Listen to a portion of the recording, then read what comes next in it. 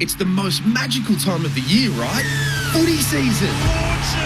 This season, you can get your footy live and ad-free on the ABC Listen app. Unbelievable. AFL, NRL, men's, women's. Whatever you fix, we've got you covered. He bounces a throw. Every goal, try, mark and tackle, called by ABC Sports' expert commentary team. A wonderful goal. Game, set, bingo. 100% pure footy, live and ad-free on the ABC Listen app. ABC Sport. We begin this broadcast by acknowledging the traditional custodians of the land on which this match will be played today and pay our respects to their elders past, present and emerging. We extend that respect to Aboriginal and Torres Strait Islander peoples listening. And the moment of truth has arrived. If you think you have anything other than a split second in this game right now, you're kidding yourself. It's all to play for. Every single bloke has stood up. They are leaving nothing out there. I wouldn't want to be anywhere else on earth. Welcome to ABC Sports coverage of the 2024 AFL Premiership season. From 55, side-bottom, launches, goal! The Crows Magpies are on top of the AFL world. They win a spellbinding game of footy. Collingwood are greatness. This is ABC Sport. The umpire holds the footy up. You want your very best players having the ball in the moments that matter. Take your moment. This is that moment. Something's in the air. Listen to the roar. Feel a different energy. The pressure's certainly gone up. Feel it on your skin. Punches the air with the right hand. Feel the electricity. That's why we love football. Brilliant to watch. Stand by. The arms are outstretched as he pumps his chest out. Fill your lungs, fill your lungs. Are you ready for it? Wherever you are, do not move. We're going the full journey. 'Cause here it comes, here it comes. This is the 2024 AFL Premiership season. From outside 50, goes bang with everything he's got. Former bad boy looking to redeem himself with kicks like that. Something big is coming, something big is coming. One step nonchalant banana finish. Wow. Charlie Cameron snaps. Goal. Something big is coming. Hey Siri, play John Denver. AFL. From deep in the pocket. Oh, that is amazing. Fill your lungs, are you ready for it? This guy wants to add home on the biggest stage. And Gordon can finish from 35. Oh, Errol. It's there. Superb finish. What a hanger. He joins the party. Walks through the goal. Oh, what a moment. Brilliant, wasn't it? There's nothing this man can't do. Rioli with some magic. The check side finish. He seizes the moment. Stolen, snapped it, over his shoulder. He's kicked an absolute ripper. Spins around and buries it. Lightning speed, Bobby Hill. He's Bobby Thrill. This is just football at its best. Weaves around an opponent and gets a brilliant goal. Gathers, snaps, to bring the house down. Time to steady and pull the trigger. Right foot drop punt is pure. We're not done yet. The 2024 AFL Premiership season on radio, Sport Digital, and take us with you on the ABC Listen app. Just look for the AFL button. Something big is coming, I know. Just 3 weeks ago, Carlton was sitting in second on the ladder. Now it's round 23 and they're outside the 8 and staring at missing out on the finals altogether. And they face the West Coast Eagles, who for the first time in a long time are regarded as favourites in a game of AFL football. The Blues are missing 17 players.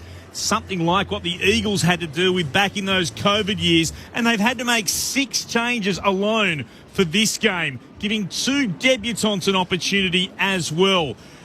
Everyone, though, who isn't on the side of Carlton will be cheering for West Coast today, particularly, and this is most fascinating, those down the road who wear the purple.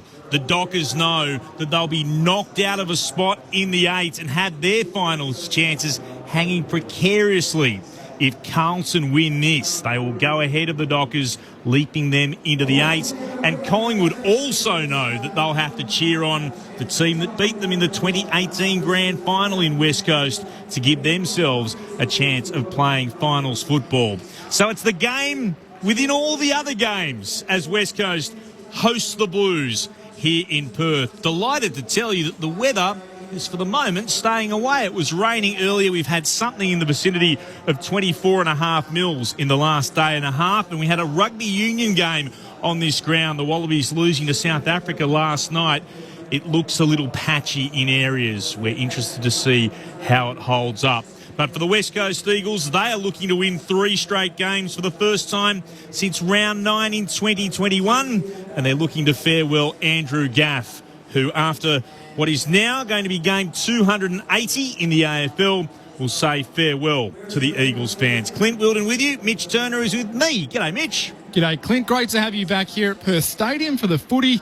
Terrific game on our hands today, given West Coast are a massive chance coming in with those outs from Carlton that you've alluded to already, and with so much at stake for Carlton, especially with the top 8 up for grabs. I can't wait to see how it plays out. Of course, the Andrew Gaff farewell game today. Plenty of fans here for that. Jamie Cripps celebrating a really important milestone, 250 games for the club after he came, well, for the AFL, after he came across from St Kilda. Spent just 2 seasons there, 16 games during his time at St Kilda. Came back home and is a 2018 Premiership player for the West Coast Eagles. So terrific milestone for him as well. And as I said, we'll wait and see this afternoon after this game's finished where everything sits in AFL land. Carlton, by the way, losing to Hawthorn last week by 74 points. The Hawks at the moment up by 50 against the Tigers, 12-5-77 to Richmond's 4-3-27. That's 21 minutes into the second term. We'll keep you across that margin as we welcome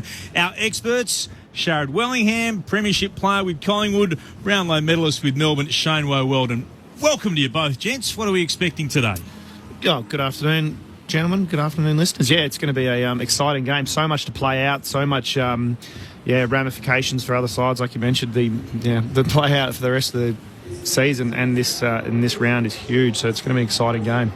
Welcome back, by the way, Wowie. Yes, thank you. Been on holidays, having a good time? Had a great time. Fantastic. Look nice and refreshed. And tanned. Losing it at fraction. It was good to get some back though. So does Sharad. Looks very refreshed after his sleep yesterday. Leave it out.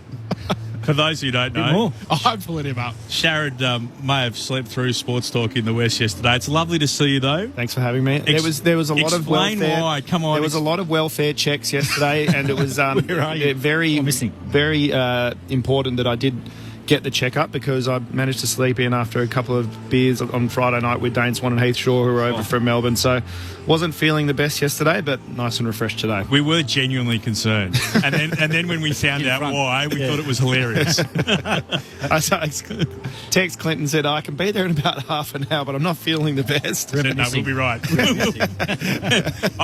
I might have slept through the start of one of my Olympic shifts as well after a couple of 14-hour days. Yeah. So I'm hardly one to point the finger at anybody else. But in all seriousness, it's a weird feeling. I mean this with no disrespect to Eagles fans, but to come to a game and West Coast are the favourites and they're a chance to win 3 straight, and it's been some time since we've seen that. Yeah, it's exciting time around the club. It feels, certainly outside looking in, a bit buoyant with Scully and what he's done in the few weeks he's been in the chair, and the group sort of backing him in too. Assistants falling by the wayside with him in. So it's really exciting, but also, Carlton hit a brick wall.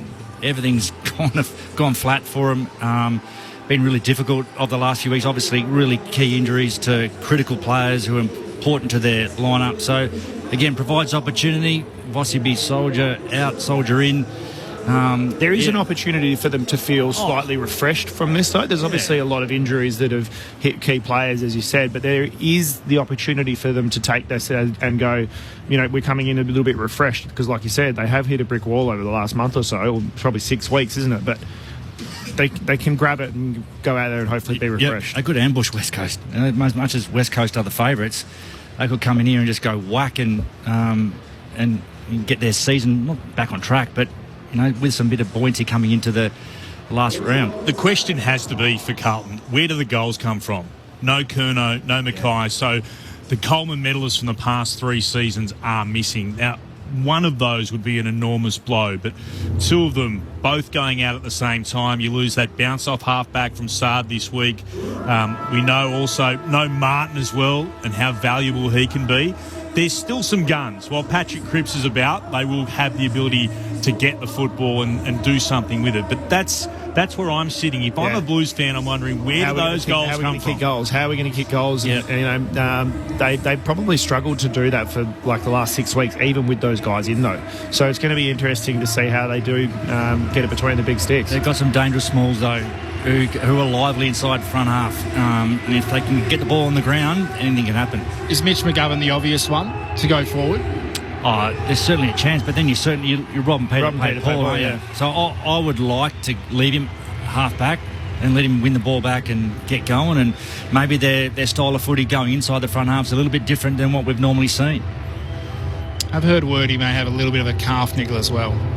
On McGovern? Mitch McGovern. McGovern. So just one to watch on where he lines up and how he plays. DeConnie's the big one for me. Out. Like he is so important to him and what he provides. His bullishness around this clearance, his competitive follow-up. He's an important part of this group, not only with their two big boys down front. The other one's Lockie Fogarty as well, who you said the kind of pace in the forward line. I think him being out is a really big loss for Carlton. You're obviously going to go, you've got Harry Mackay and Curnow out, but Fogarty's a big loss. It is so breezy here that we've just watched the Eagles lift their banner and it has been ripped apart by the breeze here in the West. It did say 100,000 Eagles members have never left our side. Your loyalty and passion is our reason to fly high. Now it is just a mess. I reckon the other side might have a gaff message as well. That's what they've done with Adam Simpson. The opposite side to us that faced the far side of the ground had the Simpson message. So you'd like to think Andrew Gaff's got one. It is incredibly breezy. To have a look at the flags on the opposite side there. They're almost stiff in the breeze. It is blowing an absolute gale here in the West. It is howling, which will mean it'll be very challenging because it does come in and swirl around the ground as the breeze makes its way in. As the West Coast Eagles make their way out onto the field and the pyrotechnics explode, blue and white and gold smoke flares, I beg your pardon, to set off as West Coast head towards what is left of their banner. Carlton sensibly have a much smaller one. They haven't raised it, but they will also have some problems when they do put it up. It's a nice touch here with Jamie Cripps in game 250. Bringing his children out. Liam Duggan lending a hand. They've sensibly decided not to run through the banner. Oscar Allen's just held it up and they're going to make their way underneath it with the Eagles mascot. So for the last time in a home game in season 2024, West Coast run out wearing their traditional colours, the royal blue with the gold wings at the front of their jumper. Update for you at the MCG. The Hawks 12-6-78 to Richmond's 6-3-39. So Hawthorn's lead now cut back to 39 points, 29 minutes gone in the second term. And repeating the game earlier today, the Western Bulldogs by 96 points, 2018-138 to North 6-6-42. What's the message? We talk about Carlton and that'll be the focus certainly on the other side of the country, but what's the message that Jared Schofield has for this West Coast side? And do you believe that potentially what would be a third win in a row and a third win since he's taken over here at the West Coast Eagles, what do you think that might mean for his chances of taking on the senior role in a permanent capacity? Shane?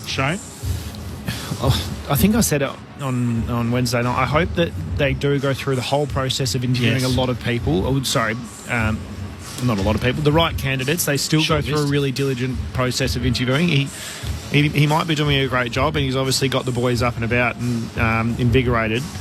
But it'll be disappointing if they don't go through a process and interview everybody. Yeah, I agree. You've got to do your due diligence and get the right man, and it might be Scully, it might not be, but you scour the land and get the best person for the seat. But when you are putting an application together, and I agree, you have to go through the process because we've seen in the past, Geelong found Chris Scott and said we fell in love with him during the interview process, and this has happened again and again where Adam Simpson will go back to the last premiership coach for the West Coast Eagles. The Eagles fell in love with him during the interview process and they got themselves a premiership coach as the Blues make their way out, and their banner has, unfortunately for them, suffered similar problems. Not quite as bad as the Eagles, but the Blues and a very makeshift Carlton are on the side. 6 changes from last week. Sard, Mackay, Martin, Fogarty, Curnow and Boyd out. Lewis Young is in. Binns in for just what is now, for him, a second AFL game. Moya will make his debut off the bench. He's the sub. Lord also in to make his debut, the 19-year-old. Carroll and Durden come in as well for the Blues. Getting back to Jared Schofield, can you put together, though, a better CV than saying, look, I've taken over and I've now been able to put together 3 wins, which is all the club had to this point in the season when I took over? How much do you put that into your weighting of what's important and what isn't when you pick a senior coach? I don't think. I think it's irrelevant. You've kind of got to park that. It's irrelevant. Yeah. You've got to look at what kind of coach is he going to be. What kind of path does he want to put the club on? Yeah, you can't take the wins and losses that he's impacted, and you've got to take that away. What's his strengths? Because he's got to build a list. Is he going to be more development? Because his list will be young, won't it, for the next couple of years too. So where the resources go, philosophy around where it's at and what it's doing. But can he be the face of a club? Can he be because it's such a big business in WA? Is he somebody who can be the face of the footy club? Can he handle that? Does he want it? Does he want that? I think Jared's definitely come out and said he wants to take the role, but is he the man for it? I find it interesting how, and for various reasons, and I understand there are various reasons why, but all these assistants are jumping off, not putting their hand up. They don't want to do it. There's only 18 jobs in the land, so they don't come around very often. What's the point of difference that you're not jumping at it, which I find really interesting. Spoke about this yesterday. I find it bewildering. There are very, very few opportunities to take over clubs. They usually only come when a club is at the bottom and struggling. Why would you not be putting your hand up to come across? And there is pressure. West Coast are a behemoth of a club. They're an enormous club with huge scrutiny and huge pressure. But with that comes an enormous amount of resources and support along the way. Yep, absolutely. I've found it really intriguing that so many people have been keen to put their hand up and go, no, it's not me, as opposed to I'd love to go through a part of the process. Easy to sit from the outside and look in and say that, I get it, but I've found it intriguing that so many have been really keen to say, no, I'm happy to stick where I am. Has it happened before? Like, you obviously it's more in front of us, so we're seeing it. But have there been other clubs who've had assistant coaches say, no, I don't want the role as much as this? Not publicly, no. Yeah. It's really odd. It's really very odd. So is it too hard? Do they know more than what we do? I don't know. Yeah. But it's exciting. Big club, as you said, resources, opportunity. And you'd hope they get more than 3, which is a standard contract for senior coaches. But this is going to take a little bit of time, I would have thought. But, I think it's a great opportunity. There's been many coaches, though, in the past who have taken over sides, have had no success, have been sacked after 2 or 3 years at the most, and have not gone on to be a head coach again. And they were in significantly better positions. Look at Brendan Bolton, David Teague, Noble at Kangaroos, clubs that were probably in a better position than what the Eagles are in now. You would be unexpected to see any of those guys land another head coaching job because of those tenures. Maybe that's what's putting coaches off. I think that could be the nail in the coffin for you. Yep, could be. But what if you come in and you make a fist of it? Yeah, that's right. You're the greatest, and you get to coach. And you get to coach half full or empty. And you get to coach West Coast. Like, that's got to be a big lure. It's been intriguing. Love to find out. These are these things that we'll find out in hindsight in 10 years' time when people are prepared to chat openly about it. What were the reasons that so many, you would have thought, highly credentialed coaches thought, no, I'll stick where I am for the moment and continue on in an assistant's role. Half-time between Hawthorn and Richmond at the MCG. Hawthorn 12-6-78. Still have a comfortable lead over the Tigers, who have fought back to their credit, 6-5-41. So the Hawks still in front at the moment against the Tigers. The Bulldogs earlier, big winners over North Melbourne, 2018 138 to 6-6-42. Just repeating the news from the Hawthorn-Richmond game as well. Will Day subbed out with a suspected broken collarbone, so that is bad news for the Hawks. Let's turn our attention downstairs. find out what it's like. We know it's blustery at the moment, though. Blue skies, a few fluffy clouds ahead of us, and I know no one will be happier about that than Bridget Lacey, who joins us from the boundary. G'day, Bridge. Thanks, Clint. Yes, everybody knows how much I love the rain and the wind. We've got one but not the other at the moment. We're hoping it will stay dry today, as you mentioned. An awful lot of rain in the last 24 hours in Perth.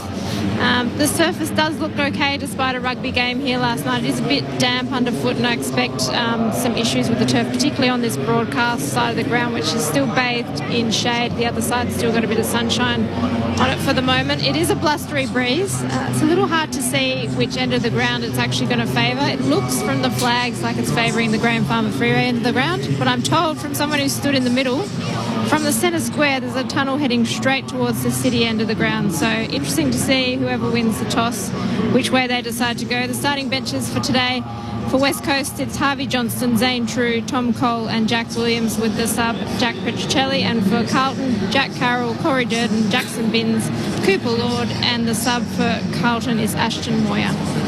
Thank you, Bridget.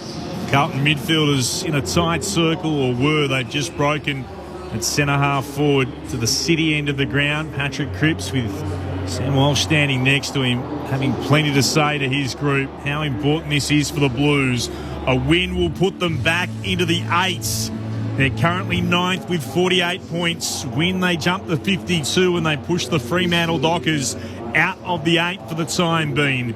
Collingwood also know that a Carlton loss keeps them in the mix, and a chance next week if Fremantle are to lose and Carlton go down as well. Collingwood might be able to leap into the top eight. What a season it has been. Tell us who wins and loses and why. That it's going to be tough for the Blues. They come across here, as I mentioned, 17 players already with no De Koning. The likes of Sam Durden missing, Fantasia, Fogarty out, Chera, Matt Carroll, and then you chuck in the twin towers of Mackay and Curnow. Tough for them to come across with the 6 changes from last week. And the West Coast Eagles, in the unfamiliar role in recent times, have been the favourites going into a game of footy. Sharad, Shane, which way are you leaning? It's actually a funny feeling, isn't it? I think that West Coast will get over the top, and it's odd to kind of feel them as favourites. They'd want to start well, though, this week. Mm-hmm. Start well last week. Came home with a wet sail, but I think they'd like to get their work done a little bit earlier. Big stoppage game for me. Yeah, so pitting it up against Williams, and just to get some field position early and get their game going, particularly Carlton. Like their contest game and their stoppage game is their strength. And I just feel like they've lost their way in that area a little bit. But if they can get hold of West Coast from the stoppage early and just give themselves a chance, particularly in the game, to get the game going their way and field position and front half, lock it in. I think that even if they do manage to win the stoppage game, though, like you were mentioning, Clint, I just don't think they're going to be able to score goals. I don't think they're going to be able to put a score up against West Coast that'll be able to go against that back line. I think it's just going to go in there and come straight back out. Particularly if they dump it out of stoppage. If they can chain it through hands and not allow West Coast defence to win the ball back, I reckon they're a chance. They've just got to get the ball on the ground. Well, you look, and this is obviously just the lineup as it's on paper, but you got Owies, Kennedy, Motlop, Williams. Like it's a really, really small forward line. So they're going to have to, like you said, either get it on the ground or be really clean with the way they do go in there. Because if they dump it in there or they go in there slowly, West Coast backs are just going to swallow everything up. Yeah, big chance for that happening, definitely. Coin toss has just taken place. Andrew Gaff had the honours for the Eagles. Didn't have to do much, though. Patrick Cripps from Carlton, he called it, he won it, and he selected the city ends to the right of our broadcast position for the Carlton Blues in this first quarter. The Eagles to the Graham Farmer Freeway end. At the moment, it's a lovely day here in the west, despite there being enormous showers over the last day and a half, and indeed there's been a lot of rain throughout this week. About 17 degrees as we heard downstairs. Blue skies above us. Eagles fans will want to say farewell to Andrew Gaff, playing game 280 today. His last game of AFL football. He's retiring after the end of this afternoon's game. And also a chance to celebrate Jamie Cripps in game 250. Fascinatingly, both Collingwood and Fremantle have West Coast as their proxies today. They need the Eagles to beat the Blues for their best chances of playing finals footy in 2024. It might have started the week as 16th versus 9th, but there's a lot more at stake than that. It's the Eagles and the Blues on ABC Sport to get us started. Mitch Turner. Pitnet and Williams stand side by side in the middle, and there's a free kick straight away. It's going against the Eagles. Goes to Pitnet, handballs to the run of his skipper in Cripps, kicks inside the forward 50. Big fist comes from Jeremy McGovern out to space. It's in Carlton's attacking forward 50. Coming out to meet it was Williams of the Blues. Centering kick, was able to find a free man and spot up Brodie Kemp in the middle of the 50. And he'll go back and have a set shot 40 metres out directly in front. There's only been 30 seconds played in his first term. There's your positional change. There's the one starting forward this week. Normally a key defender who has been playing defence all year. So they held their pillars down back as normal. And it was the missed opportunity for McGovern to mark, and then the ball went to deck and they were able to be nice and clean. Only 2 goals in his 41-game career. Game 42, the defender turned forward. Didn't kick it horribly, but didn't kick it well enough. It's a minus score, so Carlton open proceedings, 1 behind the Eagles. Yet to score a minute played in the first term. What I did like is every Blues player went to Williams to high-five him for his ability to find Kemp. So they're up and about early doors. Blustery day. Short pass coming in from McGovern to Witherden. Now here's Gaff. That's the reason for the cheer. In his last game in AFL football, moves it short to Hoff, who's between full-back and centre-half back. He looks towards the northern wing and then switches instead to the right-back pocket. And stretching to mark there is Harry Edwards. Goes on a bit of a run. Edwards, wobbly-looking kick. That's a stinker. Down the throat of Elijah Hollins. Blues have it. Kick towards Cripps. Marks up against Kelly. He's got it at centre-half forward for the Blues. In the sunshine. Kicks into the shadows towards full forward. Coming out.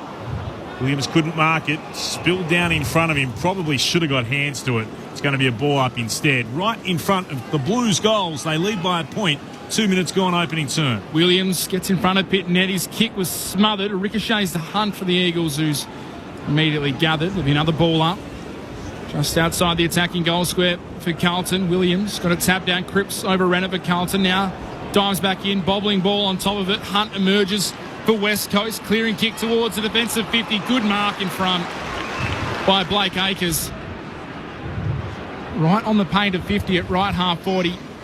Does have a good leg on him, but the breeze is swirling. Thought about going for the time being. Now he resets. Acres, 55 out, spots something he likes, and I don't think it was Ruben Jimby, because that's who he found, and the Eagles win it back. Quite remarkable. Sent it straight to him. Wasn't great off the boot, was it? Terrible. Liam Ryan's been a few stinkers of kicks early on. Finds Darling, who plays on the gap. Runs down the commentary wing, not sure what to do. Thought about a short hand pass to Allen. Kicks into the left forward pocket. Waterman thought he was being held by McGovern. Spills out the back to Cow and got it to Chincotta. Kicks the Blues towards right half back. Ball goes towards the boundary line and Ryan can't keep it in. There'll be a throw in right beneath our broadcast position here on the northern wing. Great kick. Did well enough to make sure it wouldn't be deliberate. Throw it in. Bailey J got to it first, palmed it down, emerging with it though, Pitnet. Blues are away through Cripps. Now Walsh kicks towards right half forward, wobbly looking kick. Williams slides out, hands it to Kennedy, hand pass over the top. Acres couldn't take it first time. Reed got back there. Williams tackles him. He got a hand pass out. Witherden couldn't take it. Spills away off Witherden and over the boundary line for a throw-in. In the right forward pocket for the Blues. They lead by a point. The only behind scored in the game so far. 4 minutes into the opening term. Sunday footy on ABC Sport. Ball to be tossed back in. Once again, Williams gets the front. Pitnet reaches over the top looking for Cripps. Was able to gather on the second attempt. Little kick inside the forward 50 by the Blues.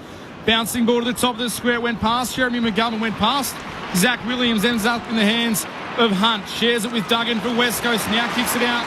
Side defensive 50 to Dewar. Just has to wait, the young Eagle. Not a lot on offer. Waited for the run to come further afield. That was Hoff. Still not a lot of options ahead of him. Goes laterally inside centre wing to Kelly. Numbers slowly working back. Kelly tries to pinpoint Hunt. Couldn't. It was ricocheted off the hand of Motlop down to Elijah Hollins. His quick kick out looking for a target in Owies. Was dragged off it by Duggan. No free kick. Ball in congestion between wing and half forward for the Blues. Witherden was pulled off it. Now Ollie Hollins goes in. Gives it to Hewitt for Carlton. Back to Hewitt. Handball forward to Cripps. On to Walsh. Now to Kennedy. To 45. Kicks on goal. It's drifting right. Akers able to reel it in on the behind line. The umpire's paid the mark. Now just wants to check whether it was over the behind line or not. It looked good from... it looked good from up here, didn't it? Yeah. Poor angle, but it looked pretty comfortable. He didn't fumble it. Yeah, that's a mark. It's controlled it. Gets forward hard, Akers, doesn't he? Yeah. As a wingman. Cooper Ward, meantime, is just on to make his debut. Taking a pick 9 in the 23 mid-season draft. And their press has been really good, Carlton. Early defensively. Look really connected. There's no gaps. Akers paid the mark. Deep in the right forward pocket. Runs around. Snaps on the left. Can't bring it back.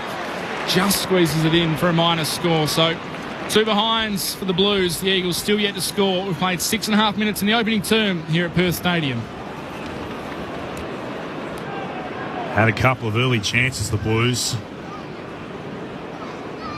McGovern with the kick in.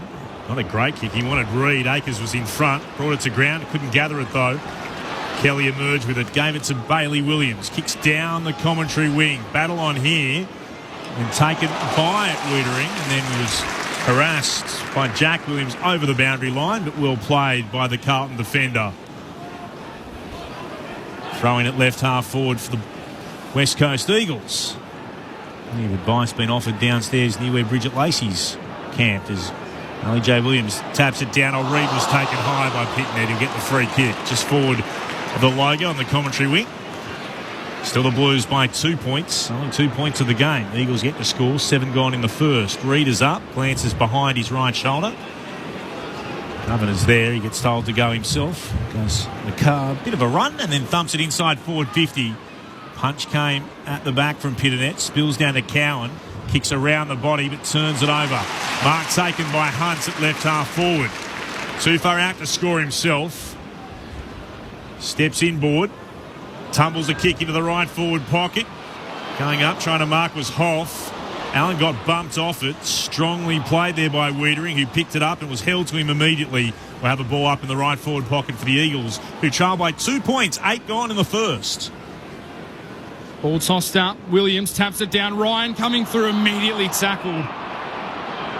And through the stoppage on the move, Liam Ryan, but nowhere to go. The Blues pounced on him. Restarted again. Williams again taps it down. Ryan this time gathered. Missed his boot with a kick. Darling's over the top of it for the Eagles. In comes Cripps. Umpire once more will take the ball back. Ball 20 metres out from the Eagles' goal. Pitnet tapped it over the top. Coming through was Cowan. Lost the ball. Walsh on hands and knees. Tries to get out to Cripps. He was pushed off it. Now Kelly dives in. Ball once again bobbling around inside the forward 50. We'll have one more crack at it. Can the Eagles break through? Williams rises high, taps it back into the corridor to Jack Williams, quickly on the boots. And he can't sneak the ball in. There's away to the left. He misses. Half opportunity goes begging for West Coast. Their first score, though, 1 behind. They trail Carlton 2 behinds, 9 minutes played. Hear the breeze and the effects microphone. It is that blustery at Perth Stadium. Blues long kick in. It's a beauty too to Newman. He goes on a run. It opened up for him on the outer wing. Kicks inside forward 50 and Owies marks. 48 from goal, about 2 metres in from the boundary. Well, there's that speed on the ball, isn't it? Yeah. Nice and quick out the back play from a kick in. Transition from one way all to the end of the other. Great kick. There's good connection too. He's back space, had another forward hitting up at the kicker, which provides that space for him to work into. So much space for Newman to work in. Here's always tight angle, left forward pocket, kicks on its way, won't have the carry. Good mark. Bailey Williams up right on the goal line to grab it for the West Coast Eagles. He stabs it short for Duggan. No change to that score. Eagles by a point. 10 gone in the first. Eagles co-captain kicks out to the wing, looking for his co-captain and Allen, but a brilliant mark by Wiedering. But the umpire will call it back and says Allen was infringed upon, went to ground in the marking contest. So Oscar Allen does have the ball between wing and half-back, chips it up just in front of the interchange gates to Tom Cole. One of those 2018 Premiership players out there for the Eagles. He played on, ran into trouble, had to give it to Jimby, got it back, and retreated to Jeremy McGovern. Lofted kick into the middle of the ground was good enough to find Hunt. Former Demon finding plenty of the ball early. Kicks towards right half forward and Cripps. First touch in game 250. Wants to send the ball inside the attacking arc. Has a lead from Waterman, honours it, and hits him on the chest. He'll go back. Set shot from about 45 metres out. Very tight angle to the right. Worked the ball out well then, didn't they? I thought there was going to be a turnover to the McGovern kick because it was, floating around in the middle of the ground for a long time, but managed to get there. And it was a nice quick play from Hunt. Kept the ball in motion. 49 goals for the season, but kicked 1 goal 4 last week. Did Jake Waterman. This will test him. Kick is on the way. It's starting left. It's swinging back. It's there. The Eagles get the first through the boot of Jake Waterman, and it's goal number 50 for the season. What a year he is having. The Eagles 1-1-7. They lead the Blues 2 straight behinds. It's a 5-point margin. 11.5 played in the first. Here on ABC Sport, our experts, Brownlow medalist Shane Woden, Premiership Pie, Sharad Wellingham. It's a great season from Jake Waterman. That's 50. It's huge effort. Huge effort. Considering where they sit on the ladder. And how infrequently it goes inside that forward 50 for the first half of the season. Yeah.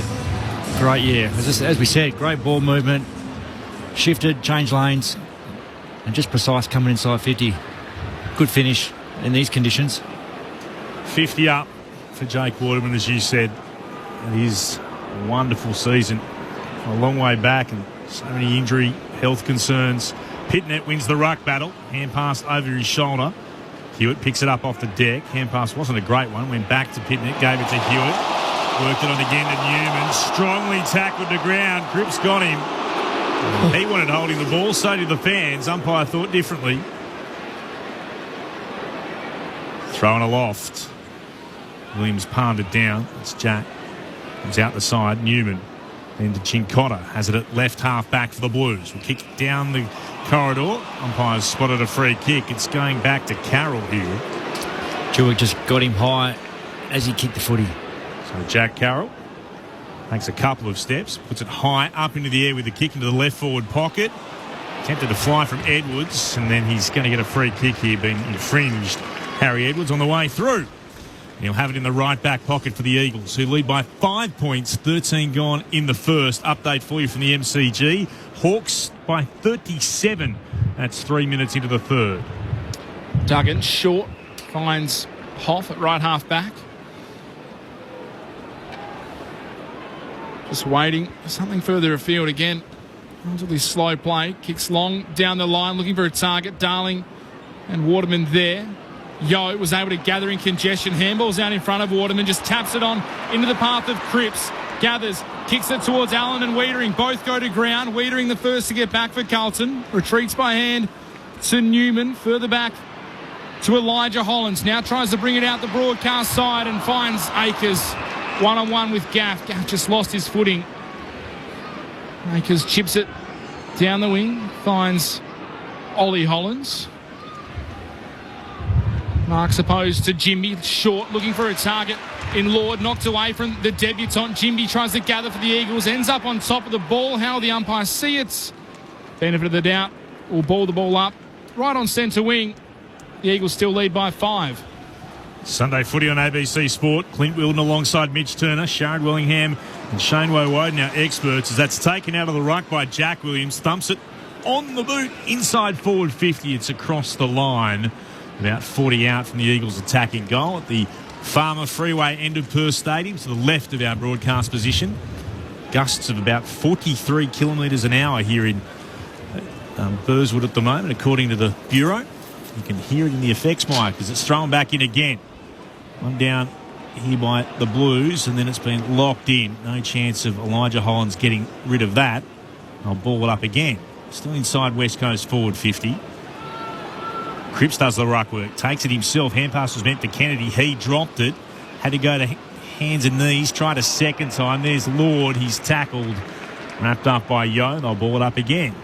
Only about 3 metres in from the boundary in the left forward pocket where the tackle was affected.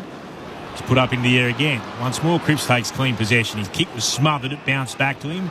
He's tackled. We'll ball it up once more. Touch of deja vu about all this. Barely moved for the last 40 seconds or so. Cripps doing the tackling. Now Williams palms it down. That's Jack, but straight to Walsh. Onington to Ollie Hollands. His kick was smothered. It came to Dewar. Gave it Onington to Ryan, who snapped towards goal. Didn't quite have the carry, and then it's smothered across the behind line by McGovern for a minor score. 1-2-8 the Eagles, 2 behinds the Blues. 16 gone in the first here on ABC Sport. Conditions incredibly tricky today to kick the ball and find a target. Carlton, though, bring it out long to the wing from the kick out. Kennedy flew, couldn't take it. At ground level, Carroll was able to get it inside to Kennedy. Now Chincotta on the left foot, kicks up to a 2-on-1 for the Blues. Over the back, running onto it is Kemp. Taps it to his advantage. Jeremy McGovern gives chase, gets him, he coughs it up straight to Hunt for the Eagles. He in turn finds Kelly. The Eagles still under pressure in their defensive 50. They work it out well, and Edwards is able to find Witherden. The Eagles fans cheer. It ends up in the hands of Gaff. Short to Harvey Johnston. Now to Yo. Back to Gaff. Plenty of run today from the veteran. Handball inside to his teammate in Yo. Kicks long for Waterman. Tracking back. Can't take the mark. The umpire blows the whistle. Young was coming back. Tried to effect the spoil. The umpire says he made illegal contact with Waterman. And he'll go back, the game's only goal kicker, and have a chance for number 2, 15 metres out slide angle. Well, he made the call. There's been plenty of run provided by Andrew Gaff. Teammates got around him then after that bit of play. Jake Waterman goes around the body, plays on, snaps it through, and that's 2. He raises the bat for 50 and goes on with it. The Eagles have the only 2 goals of the game, 2-2-14. Carlton, just the 2 behinds. 17 and a half played first quarter here at Perth Stadium. Sunday footy on ABC Sport. Oh, their backs were terrific in defensive 50 there, just about to win that contest. And shaped the footy out by hands and really clever, and then hit that mark and away they went. But, it was the little release kick from Harry Edwards. It was good because he got it blazed away. Shoulders were out, facing his goals, but instead, nice release kick, and then got a bit of run and carry on the ball. Like I said, provided through Andrew Gaff. Blues still must be wondering, had a couple of missed chances in the early moments of this game. Got 2 behinds. They probably could have 2 goals. They trail though by 12 points. They get the clearance from the middle. Cripps, hand pass to Hewitt. His kick goes short. Punched down by Hoff. Got in front of Elijah Hollands. Picked up here by Cole. Tackled immediately on the logo on the southern wing. Ball up again. Cripps just works Williams out illegally from underneath the football, and Bailey J gets the free kick. Goes by hand to Kelly. He'll put it towards right half forward into the sunshine. They come from everywhere. Young tapped it down, spilled in the direction of Ryan. He got a hand pass forward. Chincotta forced to tackle. Underneath all of that, climbing up, is Cole. Ball up inside the forward 50 for West Coast. Right forward pocket. Throwing up.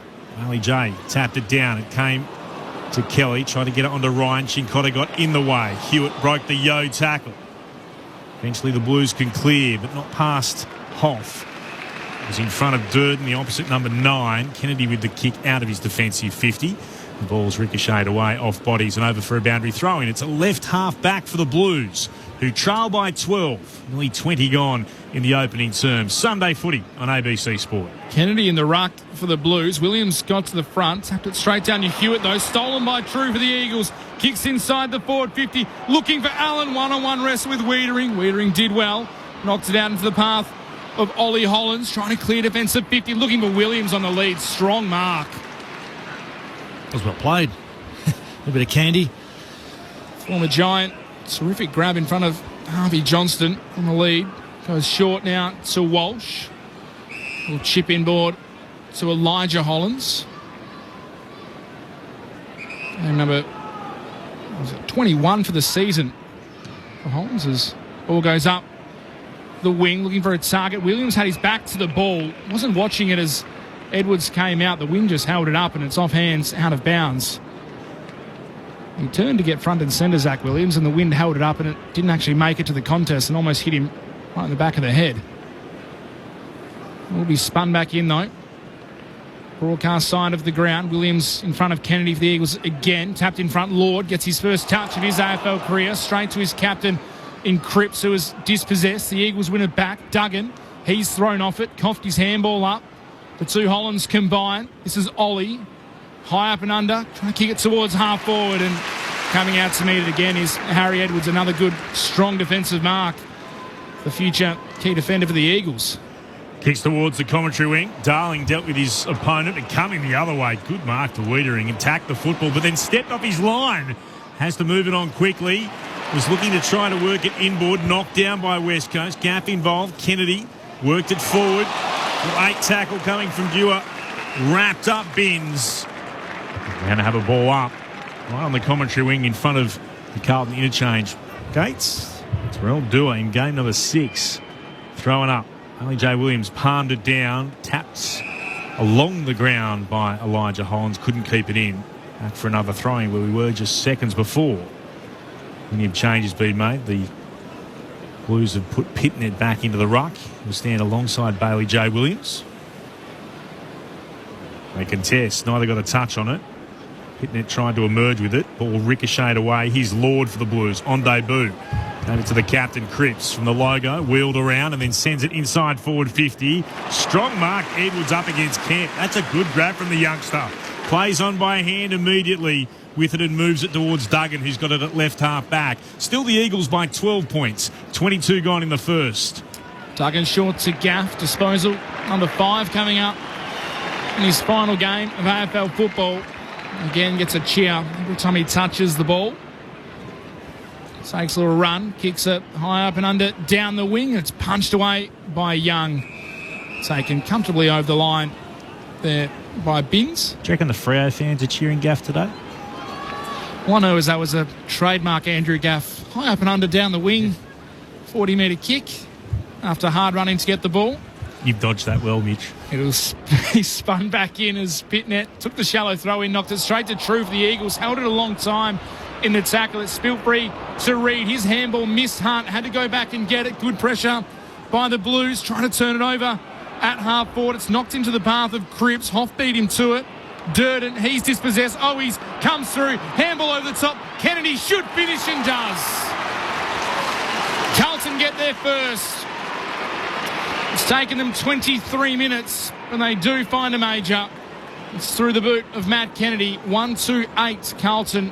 2-2-14 West Coast. 23 minutes played here at Perth Stadium. Our experts Sharad Wellingham and Shane Woden. Bit of a basic skill error from there, which resulted in the turnover, wasn't it? I think just a bit loose on that handball from Harley Reid, but yeah, good pressure from Carlton, wasn't it? Yeah, just surged it forward, just willed themselves through. He's been everywhere, Kennedy. He's been on Oscar Allen down back, second ruck. Finds himself there in the goal square, finishing that one off. At the MCG, the Hawks by 39 points over the Tigers. 14 gone in the third. The restart in the sunshine of the centre circle. One down by the Blues. Cripps lost it. Oh, Reid tucked the shoulder in, ran straight into his opponent. Was able to get a hand pass out though. It was Hewitt. Comes towards the commentary wing. Akers moves it on to Walsh. Now to Cripps. Chance to assess his options. Uses it well. Again to Hewitt. Moves it to Durden at right half forward. Stabs the ball inside forward 50. And our most recent goal kicker with a chance to go back and have another shot. He's had no interest at looking at anyone else. He was walking completely with his back towards goal the whole time, Kennedy. He can go and have a shot from about 47 metres out. It's a 45-degree angle to the right. He might be that hybrid forward they need today. He's not small, not tall, but he might just cause a few headaches for the West Coast defence. He's looking for back-to-back goals, both for him and for the Blues. It starts out right, it doesn't swing. Straight through for a minor score. Kicking it behind to the right. 1-3-9 Carlton. 2-2-14 the Eagles. 25 gone in the first. Sunday footy on ABC Sport. Our experts Sharon Willingham and Shane Woden. Your commentators Clint Wilton and this man, Mitch Turner. McGovern short from the kick out to Witherden, who fairly quickly kicks it out backward of the wing to Yeo. Plays on. Nothing coming at him from either side. Eventually goes for a dangerous kick towards centre half forward. Chopped off by Elijah Hollins for the Blues. Kicks it out wide, looking for Binns. Has to gather in front of Cole. Can't take possession. Worried off it by Cole. Did well. The Eagles premiership player. Got it to Ryan. His kick inside the forward 50 finds Waterman. They had the numbers, the Blues, on the outer side. They turned it over, and Jake Waterman will go back and have a set shot from a similar spot to where he kicked his first, aiming for goal number 3 already. It was a great one-on-one contest from Tommy Cole with the win. Quick forward 50 entry straight off the turnover. There's a poor kick by Elijah Hollins. So Jake Waterman already has 2 goals to his name. This kick, not his best at all. Won't even make the distance. It goes to the top of the square. It's spilt by Young. Falls into congestion. Players dive in. It'll be a ball up 25 metres out from the Eagles' attacking goal. Ball thrown up. Harley J went up, palmed it down. Straight though to Newman. Held into him. Just wasn't letting him go. Another ball up inside the forward 50 for West Coast. Ruck's more interested in each other. They both had a touch. Yeo had 2 goes off the deck. Got a hand pass out. Duggan, Jinby, hand pass to Gaff. 51 out from goal. Left half forward. Kicks it towards the teeth of goal. McGovern's up. That's Mitch for the Blues. And he marks right full back. 2-2-14 the Eagles. 1-3-9 Carlton. 27 gone in the first as Mitch McGovern, thumping kick with the breeze towards the logo commentary wing. Pitnet floating back, got hands to it, couldn't complete the mark. Spills out. Carlton with an opportunity to go forward again. They do so. Carroll worked it onto Akers, kicked down the line. Cripps tapped it back into play. Goes after it himself. Hoffs over it. It's been held to him by Kemp. Umpire says we'll ball it up. Cripps, by the way, has had 11 disposals. Leads all comers, or Hewitt by 9. Hollins with 8 so far. Best Eagles, Duggan and Kelly with 7 apiece. As Pitnet got the tap out in the direction of Cripps, but Yeo's happy to get in front of it and see it over cleverly the boundary line for a throw-in at right half forward for Carlton. Both Aquinas College alumni from here in the West. The coach of the current side sitting in the box with us, Shane Woden. Yeo and Cripps, that is. Ball spun back in. Pitnet and Williams again. Both got a hand to it. Walsh came through for the Blues. Carroll got it to Akers. Now Pitnet's kick inside the forward 50. Kennedy couldn't take the mark. Coming through is Owies. Breaks a tackle. Throws on the left towards goal. Won't make the distance. Players fly. Big fist comes. It's knocked into the path of the debutant in Lord. Gets it to Walsh. Snap around the body. Hits the woodwork. Chance for a late goal for the Blues. Not forthcoming. Another minus score. 1-4-10 Carlton. 2-2-14 West Coast. Very late stages of this first term. They've left a few out there, Carlton. How much will it hurt them? Witherden with the kick in, goes on a run and then sends it towards left half back. Oh, big fly from Reed. Came from a long way back. Got up into the air, couldn't mark it. Cowan across half forward. Duggan might have taken him high. Umpire says yes. He'll get the free kick. Attacking edge of the centre square for Carlton. Not long to go in the quarter. He'll put it towards full forward. They fly from everywhere and Kemp is up. And he takes a great grab. right in front of goal. And this would be just what the Blues probably deserve. They do deserve to have some reward for the amount of time they spent in the forward 50, but definite missed free kick, I think, against Edwards in that marking contest. Opportunity to capitalise here. Brody Kemp with just one goal for the season. This to put the Blues in front. He's done it. They lead at quarter time. The Blues, every player on the ground has gone to him. He's been the player pushed forward without their superstars, twin towers of Mackay and Curnow. And on that occasion, Brody Kemp delivers his first, just the third of his career. And it gives the Blues the advantage at quarter time. They're 2-4-16 to the Eagles 2-2-14. Goals for Carlton. That one just then for Kemp.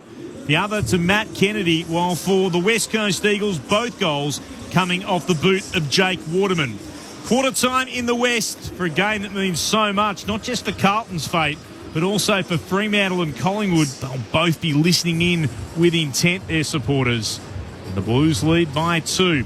Wherever you're listening, on ABC Radio, Sport Digital, and streaming on the ABC Listen app, look for the AFL button. This is Sunday Footy on ABC Sport.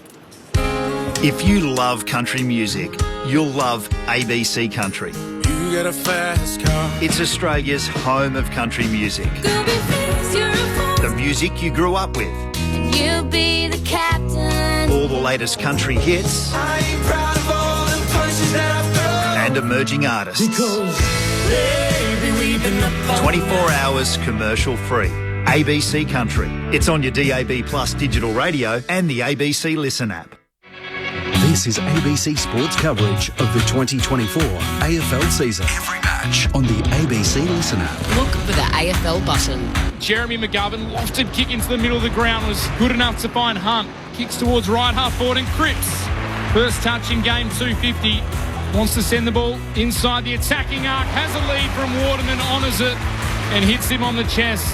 He'll go back. Set shot from about 45 metres out. Very tight angle to the right. This will test him. Kick is on the way. It's starting left. It's swinging back. It's there. The Eagles get the first through the boot of Jake Waterman, and it's goal number 50 for the season. What a year he is having. Gaff short to Harvey Johnston. Now to Yo. Back to Gaff. Plenty of run today from the veteran. Handball inside to his teammate in Yo. Kicks long for Waterman. Tracking back. Can't take the mark. The umpire blows the whistle. Young was coming back, tried to effect the spoil. The umpire says he made illegal contact with Waterman. He'll go back, the game's only goal kicker, and have a chance for number 2, 15 metres out slide angle. Jake Waterman goes around the body, plays on, snaps it through, and that's 2. Good pressure by the Blues, trying to turn it over at half forward. It's knocked into the path of Cripps. Hoff beat him to it. Durden, he's dispossessed. Owies comes through, handball over the top. Kennedy should finish and does. Carlton get there first. It's taken them 23 minutes, and they do find a major. The 2024 AFL Premiership season. On your radio. ABC Sport Digital. And on the ABC Listen app. In the other game underway at the MCG, the Hawks lead by 40 points, 13-10-88 to 7-6-48. That's the Tigers. Earlier today, the Bulldogs by 96 points over North Melbourne, 2018 to 6-6. And at quarter time here in the West, it's Carlton by 2 points, 2-4-16 to West Coast, 2-2-14. So on the live ladder, as we look right at this point in time, that means that Carlton jump back into the 8. They've displaced Fremantle, who slip out. So Carlton on the live ladder have 52 points. Fremantle with 50 drop down to 9th. And of course, that does damage to Collingwood's hopes as well. They're on 48 points, but their percentage is 7 and a bit points less than what Carlton is. So Carlton win this game, you can just about say farewell to Collingwood. There's a bit to play out. Going deep into my childhood, Winnie the Pooh would have described this as a rather blustery day today. What sort of impact is that having out there for what's been a challenging game for both of these clubs, Sharad Wellingham and Shane Woden? Certainly felt the first 15 minutes, execution-wise, it was a bit dirty, wasn't it? It was a bit dirty. There's a few mungs out there that were happening. Coming off too clean. Yeah, cleaned up a little bit as the quarter wore on. Bit of an arm wrestle at the moment, really. Pretty even. We spoke about the clearance game, and I think it's pretty even. Like, they're not neither side is really getting much bang for the clearance. It's a lot of transition. It's turnover. It is capitalising on mistakes put on the opposition by pressure, isn't it? Yeah, it certainly is a turnover game to start with. Anyway, I think Carlton have had 5 front half turnovers and scored 2-2 from those turnovers. I think they look really safe and protected behind the ball and locking it in, and they've taken the 6 marks inside 50, which you probably would have thought at the start of the game that's not going to happen. That's not going to happen, but they've backed them in, and it's gone. I probably thought they are that one tall short, aren't they, Carlton, in there? Whether or not do they need all 3 bigs to stay down back at this stage, because it's only really Waterman. It looks dangerous in the front half for West Coast. But yeah, an even contest at quarter time. Just some of those stats quickly. So 12-10 the inside 50s the way of Carlton. The clearances 10-9 the Eagles way. Hit-outs 12-10 West Coast way. West Coast have had 50 kicks. Carlton 46. The kicking efficiency, West Coast 72%. Carlton 50%. As Clint mentioned before, Cripps with 11 possessions leads all comers on the ground. Get your text at half-time. The game's a bit tight at the moment, to be honest, as the Blues through Pitnet won it down. Hewitt got tackled, trying to get a kick away. Umpire said play on. Cripps looked to knock it out for the Blues. Ball still in dispute. Trying to gather it was Duggan. Was taken high. Will get the free kick. Newman giving it away on the logo on the southern wing. Or Hewitt, rather, I beg your pardon. They'll kick inside the left forward pocket here. Waterman went up. Couldn't take the mark. Spilled down towards Cripps. Got it back towards Ryan. Was tackled. Got a hand pass out. Chincotta bursting through. Now hands it to Cripps. They're away, the Blues. One bounce, Sturden. Now a second. Runs the right half forward. Measures the kick, but can't find anyone on the full. And Edwards got back there. Then he was knocked away from it. It spilled down to Kemp, who puts it through. That's a disaster for West Coast. And the Blues pounce. Kemp's got his second. Wow, how on earth did they make an absolute mess of that? Edwards had done well just to bring it to ground to start with, but they turned it over across half-back. The Blues flew with it down the southern wing. They end up now with a handy lead, 3-4-22 to 2-2-14, 70 seconds into the second. Just bounced off turnover. Turnover footy again, yeah. And Chincotta just willing to take the game on, wasn't he? Tucked the ball straight under the arm and took off. Yeah, it's turnover football, so you got to make sure that you're. It's weird. You got to make sure you're not making mistakes. That sounds obvious, but the mistakes are getting hurt, aren't they? Yeah, Liam Ryan just turned into trouble, coughed it up, and away they went. And then Edwards, as opposed to being able to get rid of it when he had it, took on the tackler. Williams knocked it out, and Kemp was there to say thanks very much. Ball back in the middle. Cripps in the restart got it out to Lord. His handball went straight to Gaff, but bounced past him. Akers, the recipient, left foot kick inside the forward 50, looking for Kemp. Again, that unlikely target, couldn't take it on the half volley. Players now dive on top of it. It'll be a ball up. Brody Kemp had 2 goals in 41 games coming into this. He's kicked 2 goals today. So the ball's tossed up. Hit net, taps it straight into the path of Harley Reid, though, for the Eagles. Just burst away from the stoppage. Was able to find Harvey Johnston. Now Jimby's handball misses Gaff. The Eagles turn it over. Carlton win it back. Just outside centre half forward. Coming through, Lord was tackled, dispossessed. West Coast possession again through Gaff. His kick out to the wing. Chopped off by Ollie Hollins. Gives it to Durden. Now a horrible kick by McGovern inside the forward 50. Might work out. Oh, he's at ground level. Crumbed it. Was dispossessed. Gaff again. Cracking in. Was tackled and taken to ground. So messy play. Results in a ball up. 45 out from Carlton's goal. Williams to the front. Taps it towards Ginby. Ran over the top of it. Hollins aligned to this time. He lost it. The Lord is taken to ground. So another ball up now outside Carlton's attacking 50. Throwing up for the Eagles. Pitnet had the fingertip touch. Spilled straight to ground. Eventually it does come out cleverly too. Elijah Hollins hand pass over the shoulder. And then the kick from Cowan was smothered. Chance to bounce forward. Beautiful play then from Zane True. Oh, then the ball towards Cripps was not quite what anyone hoped for. Cripps couldn't take it cleanly. Blues will swarm. They've got the numbers. Ollie Holland worked it out.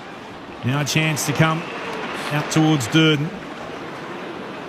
It's told to pause. Moves it short to Hewitt. Hewitt backtracks. Controlling the football at the moment, the Blues. The bright sunshine on the southern wing. He kicks towards Cripps at right half forward. Yo with the spoil. No, free kick. Going against Yo. Carlton will have it at right half forward. Disposal 15 coming up for Patrick Cripps. Fair start. We knew he needed a massive game for them. If the Blues are to have any hope, and he's having one at the moment, he'll just pop it to Kennedy. He was leading out to the right forward pocket. He spots an opportunity to go short. Lord was made to work for the mark. He's got it to the debutant. Going up against True. Now a chance to go back, kick a goal on debut for the 19-year-old. 8 marks inside 50 now for Carlton. Sort of fall asleep, the midfield group there. Just filling the lanes. He's gone a long way back. He's standing behind the attacking line of the centre square where he starts his approach. He put boot to ball from right on 50. The 19-year-old Cooper Lord on debut. He runs out to the right. He gets right underneath it. He's given it plenty. He's missing to the right. Certainly had the distance, but a minor score. 3-5-23 Carlton, 2-2-14 the Eagles. 5 gone in the second. Sunday footy on ABC Sport. Not quite the moment just yet for one of the 2 debutants. Cooper Lord, Ashton Moyer the other. He's the sub for Carlton, unused so far. Kicked by Jeremy McGovern out to the wing. The wind just held it up, allowed Bailey Williams to get to the front. Won a free kick, handballed off to Jimby. Was looking for a handball to Johnson. Missed the target. Durden now gathers. He's tackled, knocked forward by Owies. Goes and gathers his own ball, trying to get a handball to Kennedy. Was tackled. Now Duggan has it for the Eagles. He's wrapped up. And through chaos, the ball ends up back inside Carlton's forward 50. It's been good from Carlton. Be balled up 35 metres out, directly in front for the Blues. Williams tapped it down for West Coast. Hewitt came through, couldn't gather. Yo's on top of it. Oh, he's on top of him. So we're balling up again. Umpire clears the players out. Pitnet takes it out of the ruck, snaps it on goal and misses. Decided to do it himself. Couldn't quite get the job done. Minor score. 3-6-24. Carlton 2-2-14. West Coast 10-point margin, 6.5 into the second. Witherden not sure where to go. Second ball on the field that they'll have to deal with. Witherden runs to right full back and then kicks it long to right half back, and Yo at the drop read it well. On the tape, the mark surrounded by players. Looks to switch it and does so. Out to Ryan, marking on the defensive edge of the centre square at left half back. Been given plenty of advice. And comes to centre half back where Reid marks, has to shield his eyes from the sun. He's stepped off his line, so he's told to play on. Will do so quickly to Kelly. He's now at right half back. Again, it's congested in front of him. Jeremy McGovern speaking to a runner there for a moment. As Kelly kicks towards right half forward. Darling went. Wiedering at the back with the fist. Got it to the footy. Akers tried to keep it in. Couldn't quite do so. It's going to be a throw-in. Just forward of the wing for West Coast on the northern side of the ground. Carlton a 3-6-24. The Eagles 2-2-14. 7.5 gone in the second. Still three-quarter time at the MCG. 15-11, 101 the Hawks. 8-6-54 the Tigers. Reid from the restart. Handballed over the top. Trying to find a teammate. Carroll gathered it for the Blues. Shared it with Walsh. Got it back. Nice little sidestep out of defence. Kicks up the wing. Hoff flew high for the Eagles. Couldn't take it. Off hands, out of bounds. Right in front of the interchange gates for Carlton. Pitnet and Williams await the boundary throw-in. Toss tie, swirling in the breeze. Williams came up to meet it. Pitnet worked him out of it. Took it out of the ruck. Did well to get the handball to Hewitt. Check side kick inside the forward 50. Durden v Hunt. Durden got around. Hunt gathered it. Gave it to Kennedy. Spins on a dime. Now kicks on the left. Up towards the goal square. Williams there. Can't mark. Knocked away by Witherden. Motlop at ground level is tackled. Can't get free. Ball locked in. Another ball up inside Carlton's forward 50. 18 inside 50s. Lead by 10. Williams doing the ruck work opposed to Kennedy. Taps it straight towards the boundary line, and the umpire satisfied that he was looking for a teammate. So this time it'll be spun in instead of tossed up. Once again, Pitnet and Williams incredibly deep. Both have to run an A to get up to it. Don't even make it to the drop of the ball. It bounces up to Motlop. He's tackled, loses it. Jeremy McGovern taken by Lord. We'll have another ball up inside Carlton's attacking 50. Plenty of stoppages in there so far. Thrown aloft again. Only Williams palmed it down. It came to Reid. Hand pass in the direction of Hunts. Can he break the tackle of Durden? He can't. He wrapped him up, threw him backwards. He gets the free kick for holding the ball. No attempt. It's a tough one there, wasn't it? Good tackle, but arms pinned. And heaven help us all, Hunt's head hit the ground. Ooh, dear oh dear. He's fine, by the way. See, that's okay because no one got hurt. Here we go with Durden kicking towards full forward. It's front position, Kemp, surely. Sure. Mark's been paid. It's got to be. I don't think it has been. No, it hasn't. He said that both he and McGovern have marked it at the same time. Jump ball. Jump ball. We tried the arrow pointing. It's FIBA rules. Who's got the possession arrow? Yeah, exactly. I find that is extremely odd. It should have just been play on, really, shouldn't it? Should have been. I would have given it, to be fair, front position, the mark being paid to the Blues. Anyway, from the restart, it's thrown up. McGovern's been able to cleverly take it across the behind line for a rush behind. Should hear more about that, I think. Mind you, it is happening in Perth. 3-7-25 for Carlton. 2-2-14 the Eagles. 10 gone in the second. McGovern takes a stroll, kicks an absolute wobbler out to the wing. Pitnet dived and just missed it. Managed to get it towards a teammate in Cowan. Little topo forward to Carroll. Knocks it into the path of Williams. 55 out, lowers the eyes and finds Durden. 35 out directly in front. Wasn't pretty, but it was effective by the Blues. It wasn't pretty, but their effectiveness in finding a player inside 50 is a lot better than West Coast, isn't it? They're attacking the footy, and their hunt on the ball is a lot stronger than West Coast at the moment. Yeah, and it was a brace inside ball. 50 connections. Yeah, absolutely. Good low the eyes. It was a breaks ball by Pitnet. Durden directly in front, just has to finish and does. Carlton get another. After the Eagles kicked the opening 2 goals, Carlton have kicked the next 4. They extend their lead out to 17 points. 12 minutes played in the second. Those expert comments coming from Shane Woden and Sharad Wellingham here in the box. He's been dangerous too, Durden. There's a Hunt there, just ball watching. Lost his opponent. Tracked the footy. Got sucked into the contest. And Durden just popped out the back. It's clever forward craft by a small forward. I have written down, ask Dean Margetts on extra time on Monday. Dual marks. Who gets the ball? What's the call? I wrote exactly the same. I've written it down. I thought about it. I wrote dual Margetts. Extra time, 9 o'clock in the east, 7 o'clock in the west on ABC Sport Digital. From the restart, it's come straight down to Duggan. He's been tackled immediately by Hewitt. Ball up. Thrown up in the air. Well done by Pitnet. Tap it back in, but Cripps might have had it. It was stolen by Jimby. Jimmy will thump it inside forward 50. Big fly. This came from Carlton. The good spoil down towards Chincotta. Might have been taken high then by Duggan, I thought. Umpire thought differently. It's going to be a ball up just inside the Blues, or rather the Eagles forward 50. Up it goes. Bailey J palms it down for West Coast. Came though to straight to Walsh. Walsh took on a couple of Eagles then. That's why the crowd was umming and ahhing. They thought maybe he could have been done for holding the ball. Yo, good effective tackle. Took him to ground.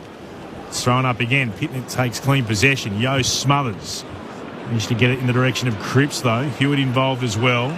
Trying to bustle his way through was Ollie Hollands.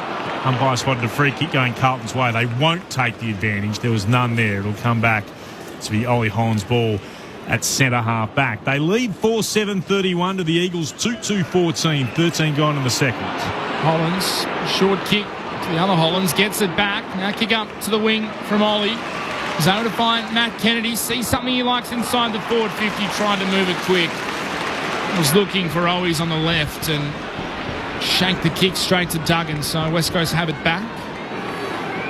Right back pocket. Duggan just sets it up to the wing, looking for a fly from Allen. Couldn't mark, was held by Newman. The umpire spotted it. Gets a little cheer. Oscar Allen just disposal number 2 coming up. Yeah, it's been tough for Jack Darling and Oscar Allen so far, just not getting any presence in front of the ball. 5 goals 2 last week, leading his side.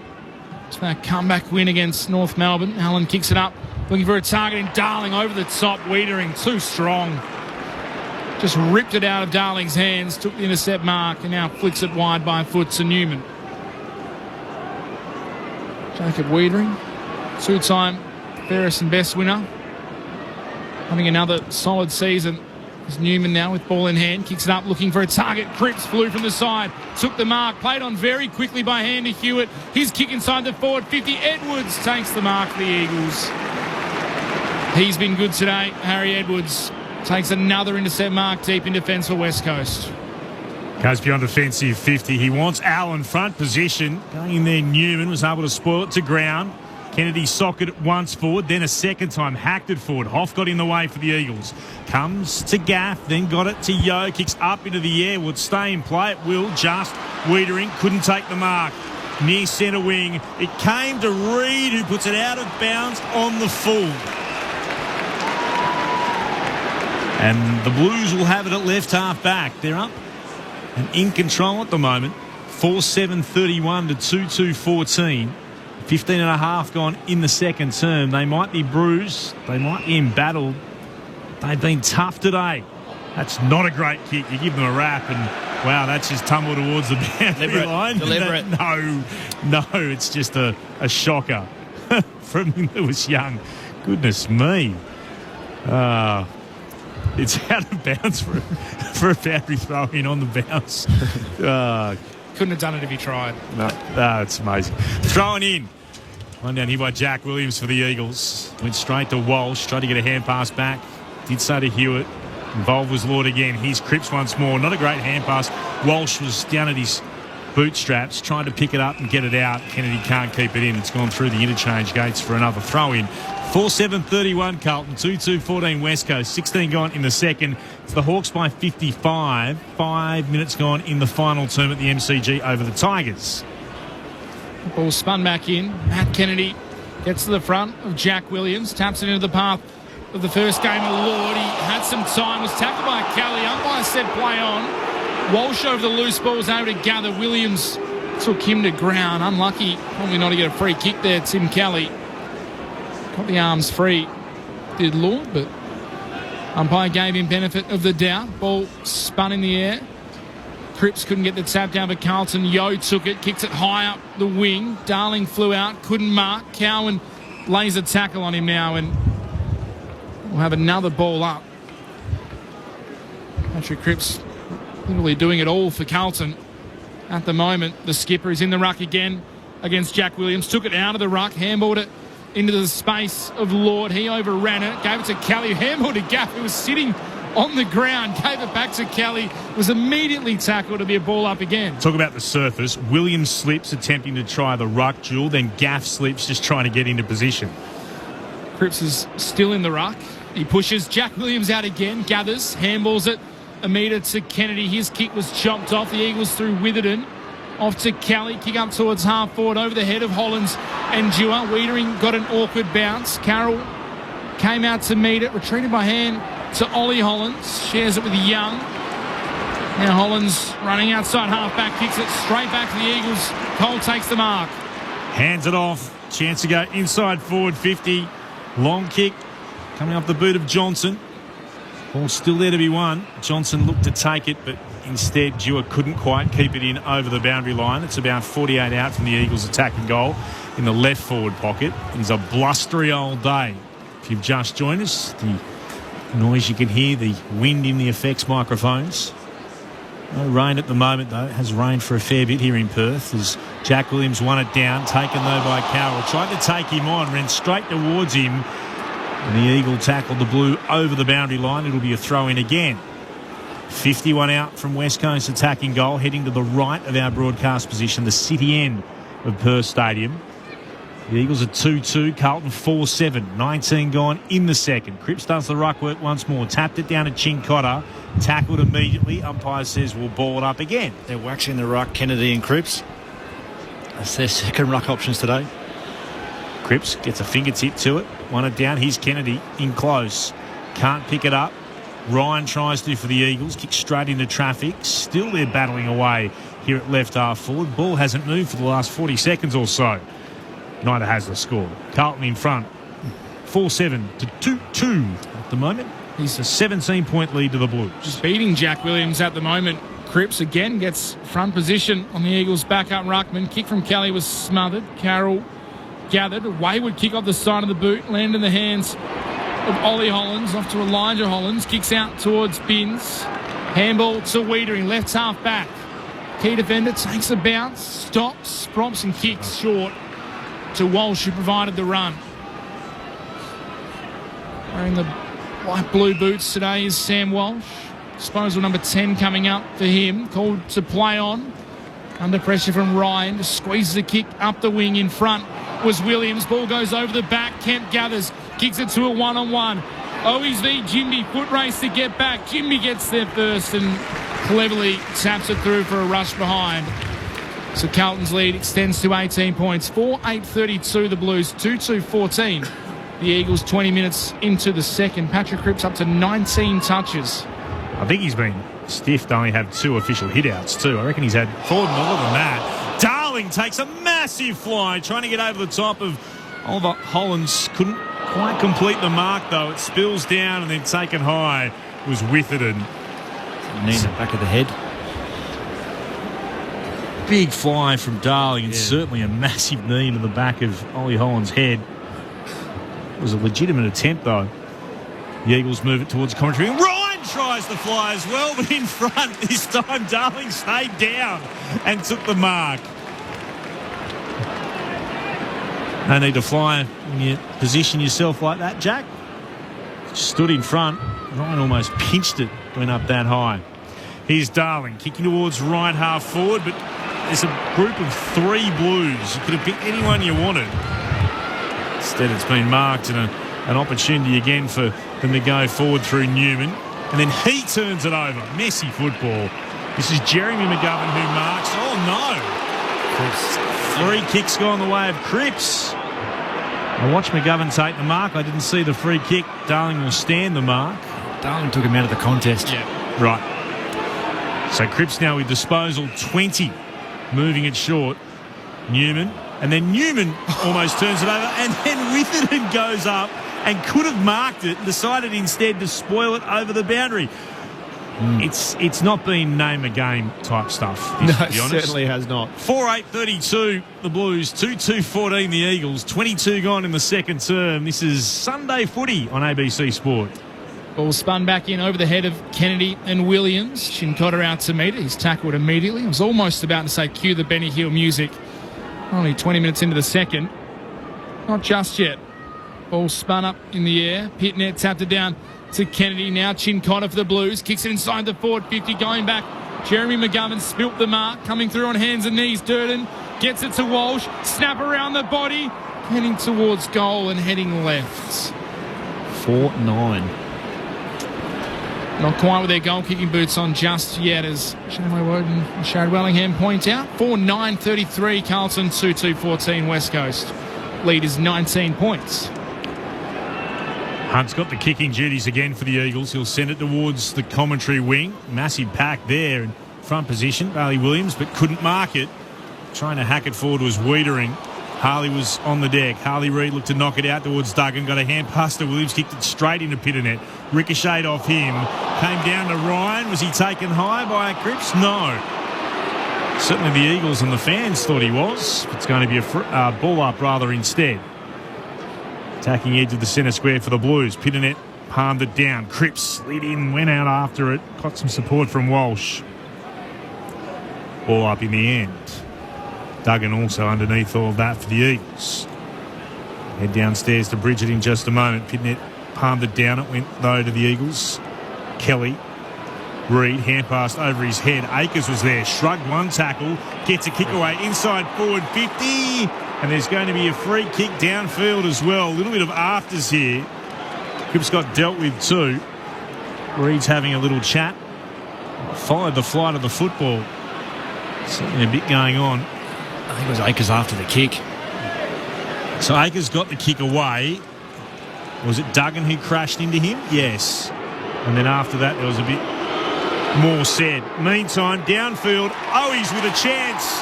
And Owies, from 25 metres out, a 45-degree angle to the left, kicks the goal. The Blues are starting to take control. 25 points up now at the 24-minute mark of the second. 5-9-39 to 2-2-14. Been good. Plus 17 at contest now. Change gears this quarter, Carlton. And West Coast again haven't been able to go with them. Eagles haven't kicked a point or a goal. They haven't scored in this quarter. Let's head downstairs. Bridget Lacey. Yeah, just as that goal was being kicked, Liam Ryan was limping to the bench in the hands of the trainers just after that tackle just outside 50. So the Docs are looking at him now. Ball back in the middle. Pitnet v Bailey Williams. Tap towards Reed. Hewitt knocks it away from him. Bailey Williams followed up. Brilliant work by Cowan for Carlton. Found Lord through traffic. His handball wide to the wing. Releases Binns. Kicks up towards Durden again. So it's another good mark on the lead. Short back inside. Newman marks on the logo. Centre wing. Little chipping board to Lewis Young. Almost every player ahead of him on the field. The only one that wasn't was Newman, who came from behind. Received the handball. Kicks into the forward 50. Unable to take the mark was Pitnet. Jimby has it for West Coast. Or stepped into traffic. How the umpires see it? Says he's okay. Ball it up. 40 metres out from the Carlton goal. Pitnet v Bailey Williams. Pitnet pushed Williams off it. Was able to gather his own ball in the end. Kick towards goal. Came off the inside of the boot. Ricochets towards the pocket. With it and under pressure. Gathers and just allows Matthew Kennedy to tackle him out of bounds for a boundary throw-in. Carlton tackle pressure is just enormous at the moment. The numbers are 71 to 53 in favour of Carlton. Tackle pressure through the roof. Another forward 50 stoppage. It's spun back in over the back of Pitnet. Beats all comers. Players crashing in. Trying to get clear possession. Either side able to. Eventually Jeremy McGovern. His handball was cut off. Hewitt gives it to Kennedy. Kick on goal. He's got another. 2 for Kennedy. 6 straight for Carlton. They are all over the Eagles in this second quarter. Their lead out to 31 points. 6-9-45. The Eagles 2-2-14. Carlton running rampant in this second term with 4 goals. Bridget Lacey down on the boundary. Yeah, it looks to be a corky for Liam Ryan. He's got some fresh strapping now around his left hamstring and is just on the bike. Plus 10 inside 50s for the quarter too. They're creating a bit of havoc too. Elijah Hollins has been the forward who comes up and sits in behind stoppage all over the ground, which I think causes a bit of confusion with a mid popping forward or a forward staying forward. Yeah. Even in back half stoppage, he comes and sits behind the contest. Makeshift Blues side dominating at the moment. I'll get the centre clearance again. Hacked forward off the ground. It came from Hewitt. Originally getting it back from Durden. Then Hewitt sends it in towards the right forward pocket. Despite his best efforts, Kemp can't keep it in. Throw in about 40 out from Carlton's attacking goal. They're kicking to the left of the broadcast position. It's the way that the breeze is favouring, though it does swirl around downstairs. And the restart, Bailey J. Williams went out, got hands to it, spilled in front of him. Bounced up, Walsh got it. It goes towards full forward, a good defensive mark here. The youngster in Johnston. His birthday today. He's got the ball at full back, stands there with nowhere immediate to go. So he stabs it into the left forward or left back pocket to Harley Reid. Reed kicks beyond defensive 50. Here's Cole. Again, they're stagnant, West Coast. Cole on a short run. He finds Duggan at left half back. Running by Yo. Receives the hand pass. He steps around Hewitt. Takes it on himself. Gets a sweeping hand pass that bounces off to Dewar. Stabs it inside forward 50, but can't find Allen. It's marked well by Wiedering. He's got it between fullback and centre half back for the Blues. Their lead remains 31 points, 29 gone in the second. Since Jake Waterman kicked his second goal on the 18-minute mark of the first term, 6-7-0 from the Blues over the Eagles here. They are all over them as the kick comes out to the wing. Cripps couldn't take it. Hewitt could from the contest for Carlton. Kicks up towards Kemp. McGovern read it well for West Coast. Was able to take the intercept mark. Dangerous but good kick into the middle of the ground to Reed. Thought about giving the handball. Chose not to in the end. Comes wide to Gaff. Gaff has a lead on from Waterman. Ignores it. Goes shorter to Cripps. Jumps. Takes the mark. He's 51 out though. Jamie Cripps, I'm not sure he has the distance. Now, players have tangled up in the pocket. Darling, I'm trying to see who it is on the ground. Mitch McGovern. Free kick. They tangled up in the right forward pocket, and the umpire has reversed it. So, Jamie Cripps loses the ball. It goes to Chin Cotter, who goes short to Akers. We'll have to wait for a replay to see what happened. There's a very sore Mitch McGovern behind play. Akers goes high, up and under to the wing. Big pack flies off hands, comes down to Harley Reid, slips on that chopped up part of the wing. Gave it to Jimmy, whose kick around the corner goes straight to Newman. Certainly that logo position here at Perth Stadium on the wing is very slippery underfoot after the Wallabies played the Springboks here last night.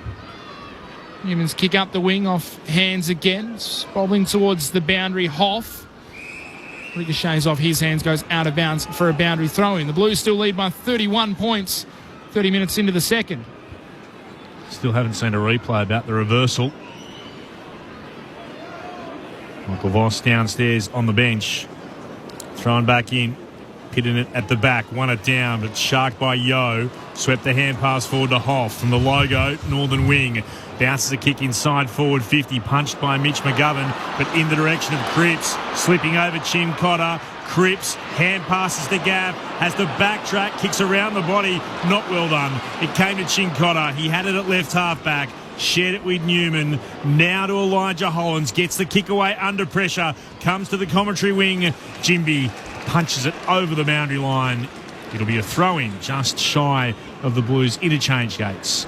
6-9-45 Carlton, 2-2-14 the Eagles, 31 gone in the second term. The Hawks lead by 54 points over the Tigers, 17-14, 116 to 9-8-62. Time on in the final term at the G. The siren sounds to end the first half here at Perth Stadium. It's all Carlton. The Eagles kicked the first two of the game and Carlton responded with the next six. They lead by 31 points at halftime. 6-9-45 the Blues. 2-2-14 the Eagles. And so the goal kickers for Carlton, 2 to Kennedy, 2 to Kemp. That single to Durden and the other to Matt Owies. While for West Coast, Jake Waterman has kicked both of their goals.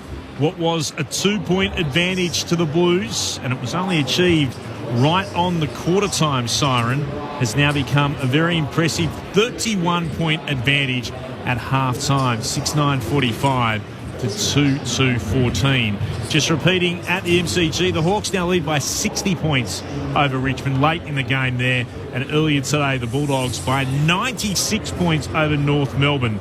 2018-138 to 6-6-42. West Coast showed plenty of character last week. They were down by 35 points against North Melbourne. They came back very late to win by 5. The Blues were thumped by Hawthorn by 74, but they've made plenty of changes, and perhaps the injection of the likes of Binns, Lord, Carroll, Durden, Young, Moyer when he gets an opportunity, maybe that has been a bit of a difference to this Blues side that have come across and looked like, well, why not? Why can't we win in the West? against an Eagles side who seem to be struggling with the pressure, have been favourites for a rare game of footy. What have you make of it? Sharad Wellingham, Shane Woden on ABC Sport. Hasn't been the prettiest game, has it? It's been a little bit ugly. But, yeah, the Carlton pressure is just awesome. And I've said it, they're going to be invigorated. A few debutants, some big outs. So all week it would have been, we've got to get the energy up, got to apply a lot of pressure, and it looks like they're doing it really well. 45 for a half is pretty good. Massive. Around the contest too, big quarter from Carlton. I thought they threw a punch, and West Coast got put into the corner and didn't respond at all. I thought round contest, exceptional, getting the footy forward, and then lively in their front half. Durden's creating havoc in there. I think when Kennedy's inside forward 50, he looks dangerous too, but they're getting the work around the ball and just getting field position too on West Coast, and they haven't been able to defend it at all, either in the ground or on the ground or in the air. Been terrific, and exceptional performance, I reckon, early. And contest plus 15, clearance plus 4, ground ball plus 13, and then just no response from West Coast at all. Look disinterested. They're not bringing each other into the game at all. West Coast, like the forward 50 has been terrible for them. Oscar Allen and Jack Darling, who had 4 touches between them, and no supply really. No supply. Have not had it in there. Their bottom possession getters are all of their forwards, because they just haven't had it inside their forward half. And when it's gone, I think you mentioned Holland's going up behind the ball at times. He's just impacting because he's putting himself in a really good position.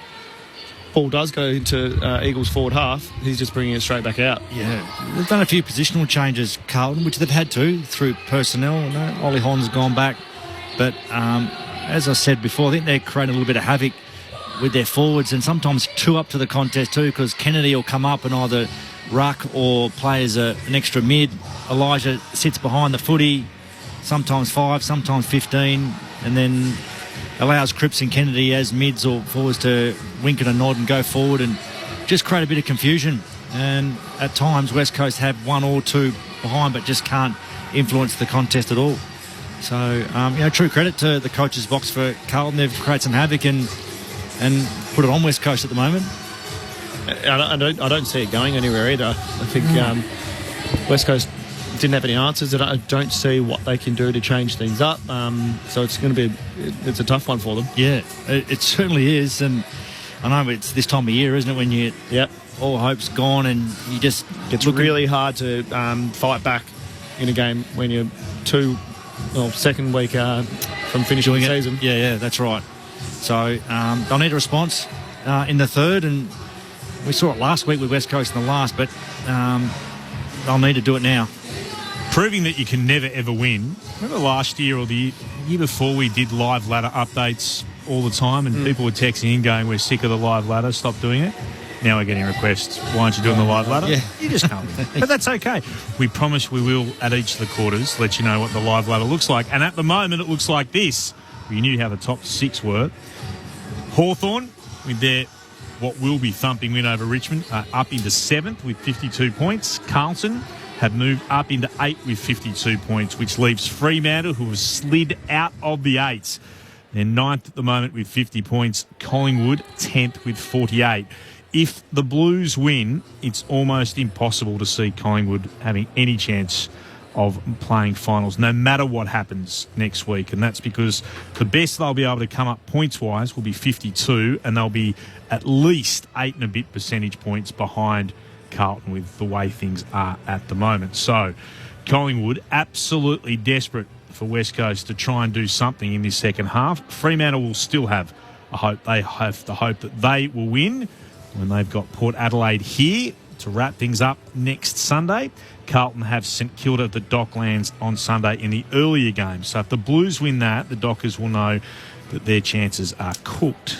So there's a bit to play out in this second half. But that's where we sit at the moment. The Blues right now are back in the 8. We had a text just saying what happens if Carlton win both of their games, then they'll play finals. It's as simple as that with the way things are. So Carlton will play finals if they win this, and they beat St Kilda at the Docklands on Sunday. At the moment, they're back into the 8, the Blues. lots to talk about. We'll continue to take your text messages if you want to send them in now after we pause here in just a moment and repeat those other scores. Fiona's on level 5 here at the stadium. Hi, I'm hoping the Eagles could at least get it over the try line from last night. And you can still see the little lines from the rugby painted on the ground, and they have struggled at times, West Coast, to actually get it ahead of the try line from last night. Unsurprisingly, we've taken our usual West Coast bias to a new level today. Well, I'd have been disappointed if someone hadn't accused us of that. So thanks very much for sending us a text. 0437 774 774 if you'd like to jump on board. Particularly tell us how biased against Carlton we are, because I personally love it. But that score, 6-9-45 the Blues to 2-2-14 the West Coast Eagles. It's half time. Let's pause and take the latest from the ABC newsroom.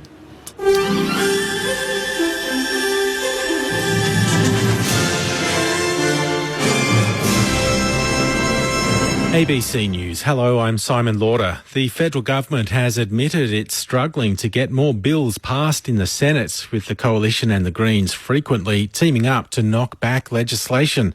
The Senate passed only one bill in its first week back from winter recess, while urgent legislation to take over the CFMEU was blocked late on Thursday. Finance Minister Katie Gallagher says negotiations are underway to get more bills through Parliament. Obviously, we would like more legislation passed. Last week wasn't the most productive week in the Senate. I'm hoping that this week will be more productive. War graves at Gallipoli have been burned in wildfires that have been raging in western Turkey. Nearly 4,000 people have had to be evacuated from 4 provinces across the country. Firefighting efforts are being hampered there because of strong winds. Authorities say there's high fire danger across 12 provinces for at least the next 10 days. The New South Wales Liberals have accused the state's Electoral Commission of compromising fair and transparent elections. Around 140 Liberal candidates have missed the local government nomination deadline, leaving some wards across 16 councils with no Liberal candidate. The party says the Commission has made an error by issuing notifications 5 days before close of submissions instead of the required minimum 7 days. In a written statement, the party's renewed its request for the Electoral Commission to extend the deadline, despite the Commission already rejecting the same request yesterday. The Liberal Party says it's prepared to take legal action. Senior Hamas figures say talk of a possible breakthrough in ceasefire negotiations with Israel is selling illusions, as the US Secretary of State Antony Blinken travels to the region in the hopes of sealing a deal. The BBC's Wyra Davies reports. There's clearly huge international pressure to reach a peace deal, but there are hardliners on both sides who might think now is not the time. But there is that huge international pressure because of the fears about a wider escalation of this conflict. And Mr. Blinken will arrive here. He will try and press home the American position. But those hardliners on both sides need to be persuaded that sacrifices have to be made if there's to be a ceasefire and if the hostages are to be released. A Russian regional governor says debris from a downed Ukrainian drone has sparked a diesel fuel fire at an industrial warehouse. The governor of the Rostov region in southwest Russia says fire units have been called to the blaze and no one has been injured. Meanwhile, Ukraine says it's strengthening positions in territory it's captured in its incursion in the nearby Kursk region. Junior doctors in many Indian hospitals are refusing to end a strike for justice for a colleague who was raped and murdered, despite the end of a 24-hour strike by the country's biggest association of doctors. Doctors across India have held protests, marches, and refused to see non-emergency patients in the past week, following the killing of a 31-year-old postgraduate student in the eastern city of Kolkata. Activists say the incident has highlighted how women in India continue to suffer despite tougher laws following the gang rape and murder of a 23-year-old student on a moving bus in Delhi in 2012. Back home, the Victorian Premier Jacinta Allen says the government is in discussions with the racing industry on a way to honour the late champion Black Caviar. The champion mare died yesterday, 1 day short of her 18th birthday, after contracting a painful disease of the hoof. The thoroughbred was regarded as one of Australia's greatest horse racing legends, with 25 wins from 25 starts before retiring in 2013. Ms Allen has described Black Caviar as an icon of the racing industry and says she was saddened by the news. The racing industry will be grieving her loss, and we could have some conversations with them about how to honour the remarkable contribution, but also the joy Black Caviar brought to so many lives because of just what a fine racehorse she was. In the NRL, the Dragons are back inside the top 8 after defeating the Titans 32-16 in Wollongong today. The home side started well, scoring 5 tries to post its biggest first half tally in 2 years. The 13th placed Titans were unable to claw back the deficit, with the Dragons sealing a 16-point win. And Cronulla has extended its unbeaten run in the NRLW to 4 games with a 14-12 win over defending champions Newcastle at Shark Park. It's the first time the Knights have suffered back-to-back losses in 3 years, and the Roosters recovered from a slow start to beat the Dragons 28-12 in Wollongong. You're up to date with ABC News. Time for the family road trip. 98. The big prawn. Yes. 99. The big mosquito. It's a real one. And 100. Easy. The big Listen app. Of course. The ABC Listen app has a big array of road trip-ready podcasts, radio, audiobooks, music and sport. Something for everyone. I guess it has to be big to fit in all those podcasts. For a big selection of audio entertainment. Really, Dad? Listen big. Download the free ABC Listen app today. This is ABC Sports coverage of the 2024 AFL season. Every match on the ABC Listen app. Look for the AFL button. Chincotta bursting through, now hands it to Cripps. They're away the Blues. One bounce, Sturden, now a second, runs the right half forward, measures the kick but can't find anyone on the full. And Edwards got back there, then he was knocked away from it. It spilled down to Kemp, who puts it through. That's a disaster for West Coast. And the Blues pounce. Kemp's got his second. Wow, how on earth did they make an absolute mess of that? McGovern takes a stroll, kicks an absolute wobbler out to the wing. Pitnet dived and just missed it. Managed to get it towards a teammate in Cowan. Little topo forward to Carroll, knocks it into the path of Williams. 55 out, lowers the eyes and finds Durden. 35 out directly in front. Durden directly in front, just has to finish and does. Carlton get another. After the Eagles kicked the opening 2 goals, Carlton have kicked the next 4. Reed, hand pass over his head. Akers was there, shrugged one tackle, gets a kick away inside forward 50. And there's going to be a free kick downfield as well. A little bit of afters here. Cripps got dealt with 2. Reed's having a little chat. Meantime, downfield, Owies with a chance. And Owies, from 25 metres out, a 45-degree angle to the left, kicks the goal. The Blues are starting to take control. Players crashing in, trying to get clear possession. Neither side able to. Eventually, Jeremy McGovern, his handball was cut off. Hewitt gives it to Kennedy. Kick on goal. He's got another. 2 for Kennedy. 6 straight for Carlton.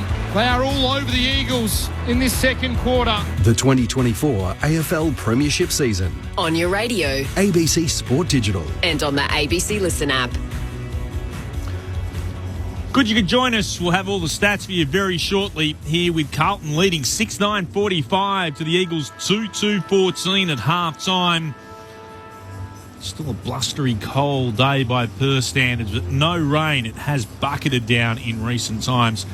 But fortunately, after, well, let's say about 8 o'clock this morning, it's been reasonably dry. But still, a number of players have been slipping over. We have been told by the stadium that as soon as the WAFL Grand Final is finished, which is the last weekend in September, then they will be doing a complete renovation on the turf. So I can only imagine that means a vertimo where you take it back down to the roots and then you fill in all the holes, a little bit of topsoil on it, try to flatten it out so it should be pristine by the time the cricket season rolls around. The West Coast Eagles making their way back out onto the ground. We're still waiting for the Blues to emerge again. It is full time at the MCG.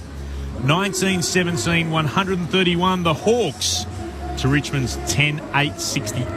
The Hawks by 63 points. Great result for Hawthorn, who continue on now. So what have they won? since round 12, they've dropped just 2 games. 1, 2, 3, 4, 5, 6, 7, 8, 9, 10.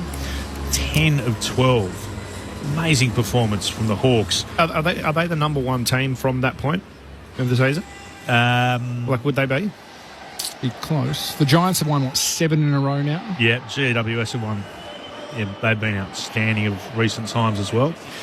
That's one of those questions, Sharad, where you might have to give me a little bit more notice and I'll go and do some sums. Because... it feels like they are. They've certainly... You're prepared to say they're one of the form teams of the competition. Brisbane had that amazing run as well where they won 9 in a row and then dropped their last 2. They're certainly up there with the Hawks. It's been a tremendous performance. And they've found themselves up into 7th on that live ladder, which will just continue to update you throughout the quarters. Carlton are in the 8 as we speak at half-time. 52 points if they continue on and win this game is what they'll have at the end of round 23. The Dockers are currently out of the 8 with 50 points, and Collingwood with 48 points, not only out of the 8, would know that their season is all but done if the Blues get up today. Mitch Turner has got all the numbers, and one of them that stands out is what Patrick Cripps has been doing in Carlton's performance today. He has been exceptional. Well, on that note, Clint, I'll start with the individuals because Patrick Cripps has 21 disposals for the Blues. 13 of those contested. He's had 2 hitouts as well because he's been doing some ruck work. George Hewitt, below him, has 20 disposals as well for the Blues. Kennedy with 15 touches to go with his 2 goals. Durden with 13 to go with his major. For the Eagles, Harley Reid leads them with 14 touches and 4 clearances. Tim Kelly with 13, Liam Duggan with 11, and Andrew Gaff with 11 in his final game. Some of the key team numbers: the inside 50 count, 28-17 the way of the Blues. The clearances, 22-18 Carlton's way. The hitouts going the Eagles' way, 27-19. The tackle count, 45-37 the Eagles' way as well. The marks inside 50, the tallying stat potentially 9-2 in Carlton's favour. And just on that ladder, Clint, the Hawks went up 3.3% today, so they are just 0.2. Oh, no, just a little bit in front of Carlton. If they didn't go up that much, Carlton would have jumped them already. They were on 108.5% coming into the round. Carlton on the live ladder are on 109. So a valuable percentage boost for Carlton as well, needed today to get back over the Hawks if they can, because the Hawks did their job. A couple of messages coming through, and we'd love to hear from you on 0437 774 774. Stan from Victoria. G'day, Stan. The Eagles are very poor today. It's unbelievable. They had such good signs. They could have swept the Blues under the carpet. Bit lacklustre, not caring about this game. Brendan from Hobart asked, do you think the Eagles have bottomed out as Tassie is entering the league shortly and will hoover up a lot of young talent? Not a bad question. I think that there's another couple of seriously tough years for West Coast to come here. Definitely. Yeah, go the draft. Yeah, but the draft's going to be so weak. Yeah. With the talent going to be Tasmania. Yeah, but whilst before they get their concessions, get them now. That's right. And load up. This year, next year, load up on as much young talent as you've got, which is why it's apparently not a very deep draft this year. All mids. Really all mids. Yeah, so it's going to be really tough. Well, you can trade picks for next year. West Coast certainly know that they'll need something. Second half about to get underway. The Blues have the advantage. They're up by 31 points over the Eagles. Here's Mitch Turner on ABC Sport. Williams and Pitnet stand side by side in the middle of the ruck contest. Pitnet took it out of the middle, gave it away to Kelly, though, from the Eagles. To Reid, gives the don't argue, runs to 45. He tumbles the kick. It's not his best effort. He's not happy with himself at Harley Reid. It tumbled through for what should be a straightforward minor score, I would have assumed. He's stiff-armed. Score review for something. The ball was right next to the behind post, but the replay, there's clearly a gap. So it will be a minor score. It's a Harley Reid who, as Shane pointed out, there was a nice stiff arm coming out of the middle. At full speed. Become used to, but it's a minor score. to the former number 1 draft pick. The Eagles 2-3-15, Carlton 6-9-45. For what it's worth, the Eagles' first score since the 17-minute mark of the opening term. Here come the Blues, trying to go up the corridor, bounces past a whole group of players, goes towards the logo, northern wing. Reid tried to soccer it to himself. Motlop got there, broke the tackle, got a kick away inside forward 50, up to mark. Well done, Edwards. He's in front of Williams. Takes the mark for the Eagles. He'll look to switch play. It's a dangerous kick. It'll need to be precise. It is, but Duggan dropped the mark. Put himself under pressure from Binns. Looked to slap it forward. Darling was there. Picked it up. Oh, beautifully. Spent away from 2. Gave it to Reid. Then to Williams. Comes to back to Yo. To Allen. Hand pass again to Ryan. Hand pass over the top. He wanted to find Cripps. He does. Cripps picks it up. Kicks inside forward 50. Not sure what he was trying. Waterman couldn't get there quickly enough. The ball's going to be locked in here. Trying to work his way forward was Duggan. It was held to him by Elijah Hollands. Ball up. Right forward pocket. Pitternet. Palmed it down. Yo got to it first. Shoveled a hand pass out. Met quickly by Kelly. Picked it up, wheeled around, snapped it towards goal. It's bouncing. Akers is back there. He keeps it in play. That was clever. Just tossed it around the side of the behind post. What wasn't as clever was the kick, which is marked by Kelly, who's got it at right half forward for West Coast. Or Ryan, rather. Walk that over the line. I thought he was trying to just rush it through, and there's that interesting thing about... I don't think he knew if there was enough pressure on him. Yeah. You are allowed to sort of toss it one hand to another to yourself, and he did that cleverly. And then found Ryan, who's able to move it short into the right forward pocket. This is Cripps in game 250. Chincotta's done a good job on Cripps to date so far. There's 5 disposals, has had 9 tackles. Looking for a goal in a milestone game. 250 up for Cripps. It's on its way towards goal. It's pretty good. I think it's through. He reckons it is. Jamie Cripps puts both hands in the air to celebrate. And in game 250, puts his name on the goal kickers list for West Coast. And they've got the first of the third quarter, and a much-needed one for the Eagles too. 6-9-45, the Blues. West Coast 3-3-21, 3.5 gone in the third. Sunday footy on ABC Sport. Our experts, Premiership Pie, Sharrod Wellingham, Brownlow medalist Shane Woden. Well, they look slightly invigorated after the half-time break, don't they? I think that they've come out and had some real energy around the contest, which is where Carlton was really on top of them. And beautiful finish from Cripper there. Jamie Cripps from outside 50, wasn't it? It's a great kick. It's a good one for any young players, really, when you're not influencing the game, probably from an offensive point of view. He's had 9 tackles as that small forward. Wayward bounce from the restart. Umpire will recall it. As Clint had mentioned, that's a huge effort. 9.5. It's Pitnet and Williams. Wait. Once again, the umpire now will toss the ball in the air, and Pitnet taps it straight down to Hewitt. He's claimed immediately in a tackle by Yo. So have another ball up just outside the centre circle. So Ruckman just need to separate, says the umpire. Now they go at it again. Tap down straight to Patrick Cripps. Somehow released a handball inside to Hewitt. His kick towards half forward. McGovern! Jeremy McGovern climbs over the top.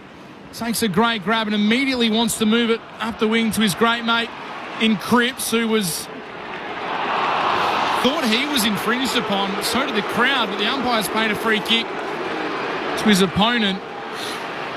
In Binns, I think it is out there. Takes possession, kicks it up inside the forward 50. Players fly again, off hands Jimby. Gave it to Jeremy McGovern, then to Witherden for West Coast. Yo's handball to Hunt's a shocker. Former Demon able to go back and gather it though. Kick up the wing looking for Darling, does well. Second attempt, couldn't take it. Was taken to ground by Newman. The ball goes out of bounds. He just punches his arm a little bit, Jack Darling, as he gets up.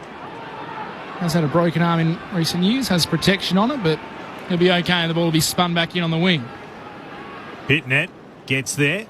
Williams joins him, just gets the tap down, Williams, through the hands of Pitnet, who almost had both hands to it. And Yo Strong tackling. Knocks the blue over the boundary line. It's Walsh.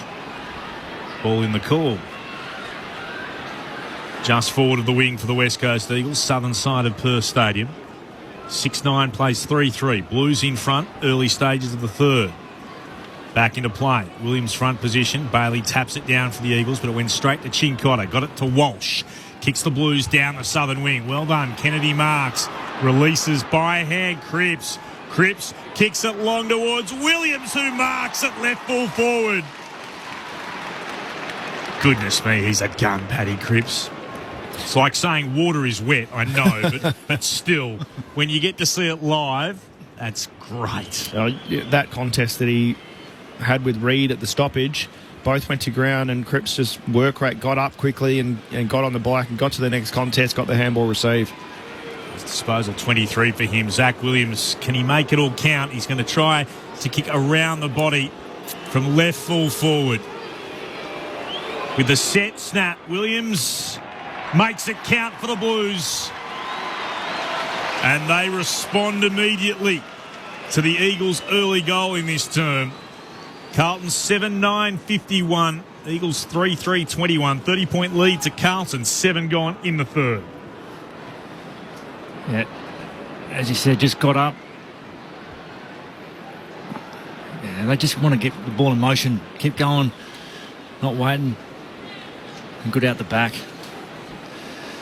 Been good again. Hollands behind the contest here at a defensive mid stoppage, pushing Chincotta up. There's a bit of confusion there with the West Coast forwards. Another one to the Blues. Quickly re-establish their dominance. 30-point lead. Off hands in the middle. Williams looking for a target for West Coast. Couldn't gather it. Lord, his kick didn't really go anywhere. Kelly overran it for the Eagles. Bin didn't send it very far either. Lord went back in. Got it to pit net. Now Hollands spins around in the middle of Perth Stadium. Kicks a bouncing ball inside the forward 50. Jeremy McGovern trying to tap it to a teammate. Reid was pulled off it. He snaps it towards the goal scare for the Blues. It takes the tumble. It bounces at right angles. It beats everyone for a goal. He bowled the wrong end, and it did. Everyone all ends up. And Owies gets his first goal of the day. He's second. 2 goals to Matthew Owies. And just like that, Carlton, 2 quick goals, extend their lead out to 36 points, 8-9-57. The Blues 3-3-21, the Eagles. Crowd not happy with Harley Reid. So he did play it. Yeah. He just bobbed up nicely in the contest, didn't he, Owies? Yes. He was clever. They're dangerous when the ball's on the ground and they're forward 50. They just look dynamic and, like you said, they want to keep the ball in motion, keep it going, get numbers around the contest. Shout out to Daniel, listening to the broadcast in the Philippines. Thanks for joining us. As Hunt gets a kick away for the Eagles in the middle of the ground. Punched down by Young inside West Coast forward 50. It came to Elijah Hollands, had it knocked out of his grasp, went up towards Kelly, somehow manufactures a kick under pressure, only as far as Cowan. Had it for the Blues and shares it to Binns, and now back again to Elijah Hollands. And then he turns it over. With that going on today, straight down the throat of Tim Kelly. Probably trying to be a little bit cute there. And then Kelly almost gives it straight back. Hollands couldn't quite get to it. Darling goes to the ground against Wiedering. Picked up by Cripps. Got it to Darling. Hand pass in the direction of Dewar. Popped the hand pass short to Duggan. Duggan snaps on the left. He was right in front. 35 out. He misses to the left-hand side. Minor score. Eagles move to be 3-4-22. The Blues are 8-9-57. 10 gone in the third. Mitch McGovern brings the ball back into play. Long kick into the centre square. Patrick Cripps couldn't take the mark. The Blues surge it forward. Jinby came out to meet it for West Coast. Knocked the ball on towards Bailey Williams. Harvey Johnston almost missed his boot with the kick. The Blues won it back. Akers got it to a teammate in Lord, who was spun to ground by Harley Reid, and was very lucky he didn't throw the head into the turf. Umpire balls it up, hitting it out of the ruck. Gathers it, kicks it towards half forward. Kemp couldn't mark under pressure from McGovern. Coming through, trying to burst through the pack is Harvey Johnston. Look at that, by 3 Blues. 3 Carlton players all over him. The intensity that we spoke about at half-time is still there from Carlton. Carroll, Owies and Durden on that occasion, all three of them laying the tackle. Bailey Williams took it out of the ruck, was dispossessed. Duggan gathered it, kicked it up the wing, bouncing ball. Darling pushed off it, coming through Wiedering. Just broke the Kelly tackle, kicks a tumbling ball towards half-forward. Patrick Cripps gets away from his man, almost took the mark. But Drew coming back in the contest got him high. Cripps gets the free kick, goes short to Walsh, not 15, play on. Handball's out to Akers, off the ground, kicks towards the top of the square. Durden! The smallest man in the pack. Right, there's a free kick in the back. It is going to West Coast. Carlton fans not happy with that one. Gap for the free kick. Wait for the replay. Goes wide into the pocket. The Hunt. I thought Durden, the smallest man in the ground, was going to get paid the mark. And Hunt's kick, well, kicks it straight out of bounds. It'll be pulled back in. Here we go. Just fortunately clipped on the way through. Thoughts on the free kick, everybody? Touch and go, really. Unfortunate for Carlton. Comes down to Motlop. Got it onto Elijah Hollins from 47 out. He has a long-range shot at goal and he's missed to the left-hand side. 11-10 the free kicks. I think West Coast probably would have thought they're a heap down. McGovern brings the ball back into play quickly. Found a target. Endure wants to play on under pressure from Chincotta. Kick off the inside of the boot and just ricochets off bins out of bounds. So Matthew Owies, 31 goals for the season now. It's an incredible return for a small forward. Ball to be brought back into play in the outer wing. The umpire tosses it back in. Only one ruckman going up for it. It's Matthew Kennedy for the Blues. He took it out of the ruck, gave it straight to the Eagles. Duggan off to Hunt. His kick up the line looking for Dewar. Certainly looking for a teammate. Rolls out of bounds for another boundary throw-in. The Blues by 36 points, 13 minutes played in the third quarter here on ABC Sport. 9 players under 23 years of age today. Carlton. It's enforced because of the 17 players they have unavailable, but the Baby Blues are looking good today. Thrown back in again. Here's Kelly. Got it to Ginby for West Coast. Kicks inside the forward 50. Darling couldn't quite get there. Has he given away the free kick against Cowan? He has. He's protesting. He used his forearm to move Cowan out of the way. The umpire is unconvinced, and Cowan will get the free kick. Walker Cowan switches play towards the left back pocket. Comes to Newman. Got it from Young. Newman sends it back to Young, who's gone beyond defensive 50. Go back inboard if he wanted to Elijah Hollins. He'll go short instead to Cowan. He's still at left half back. He'll step back into the shadows. Cast by the roof here. Most of the ground now in shade. Cowan for the Blues. Kicks towards the southern wing. Spoil came from Kemp. Spilled down to Jeremy McGovern. Came out the side to True. To Duggan. Tried to take on Walsh. Just got a kick away. Gaff. Hospital hand pass. Straight to Darling. Tackled by Newman immediately. Just got it away. Darling tried to slap it back a second time. It went to Duggan. He's tackled into the ground by Newman. Ball up will be the call. Still on the southern wing. The Blues lead handsomely at the moment. 8:10:58 to 3:4:22. 14 gone in the third. Jack Williams tapped it back into the corridor for West Coast. Was looking for Kelly. Couldn't gather. Became the tackler instead on top of Cooper Lord in his debut. Looking pretty good out there for the Blues is the debutant. This time Kelly off the restart. His kick was short, straight to Walsh. There is Lord. Him there getting it to Hollins. Handball over the top. Chincotta gathers. Now to Ollie Hollins. Turns around, faces back up the attacking way. Spears a kick to Lord. Handball on to Walsh. Now over the top for Carroll. The Blues work here towards half forward. Able to release a handball to Kennedy. Kicks it into the pocket. Finds the man he's looking for in Kemp. He's already kicked 2 goals today, Brody Kemp. Taking his career tally to 4. He's got a chance for number 3. Great footy. Good shape out of contest. Get the ball inside out. Kemp steps around from the set shot, bends it back. The defender doing the damage. He's got 3.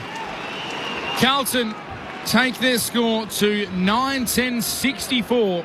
The Eagles 3-4-22. The margin is out to 42 points, and Eagles' hopes are slipping away of an upset victory today, even though they come in as favourites. I love these stories. You mentioned it before. 41 games going into today. Kemp has 2 goals. Yep. Gets pushed forward. He's got 3 in the one game. A couple of sessions of training it this week. Yes. I thought for a second there that the pressure was good. They were forcing Carlton back, but then Holland's ability to just take the game on, change the angle, go back through the middle, just opened up the whole ground and caught West Coast offside. Really, really smart play from Hollands. So we figured out Charlie Curno's a system forward. That's why he kicks the goals. Get him back. I think you'd have him back in the blink of an eye, and I reckon Kemp would be happy to have him back as well. The restart, Yo tried to gather, shoveled it straight back into traffic.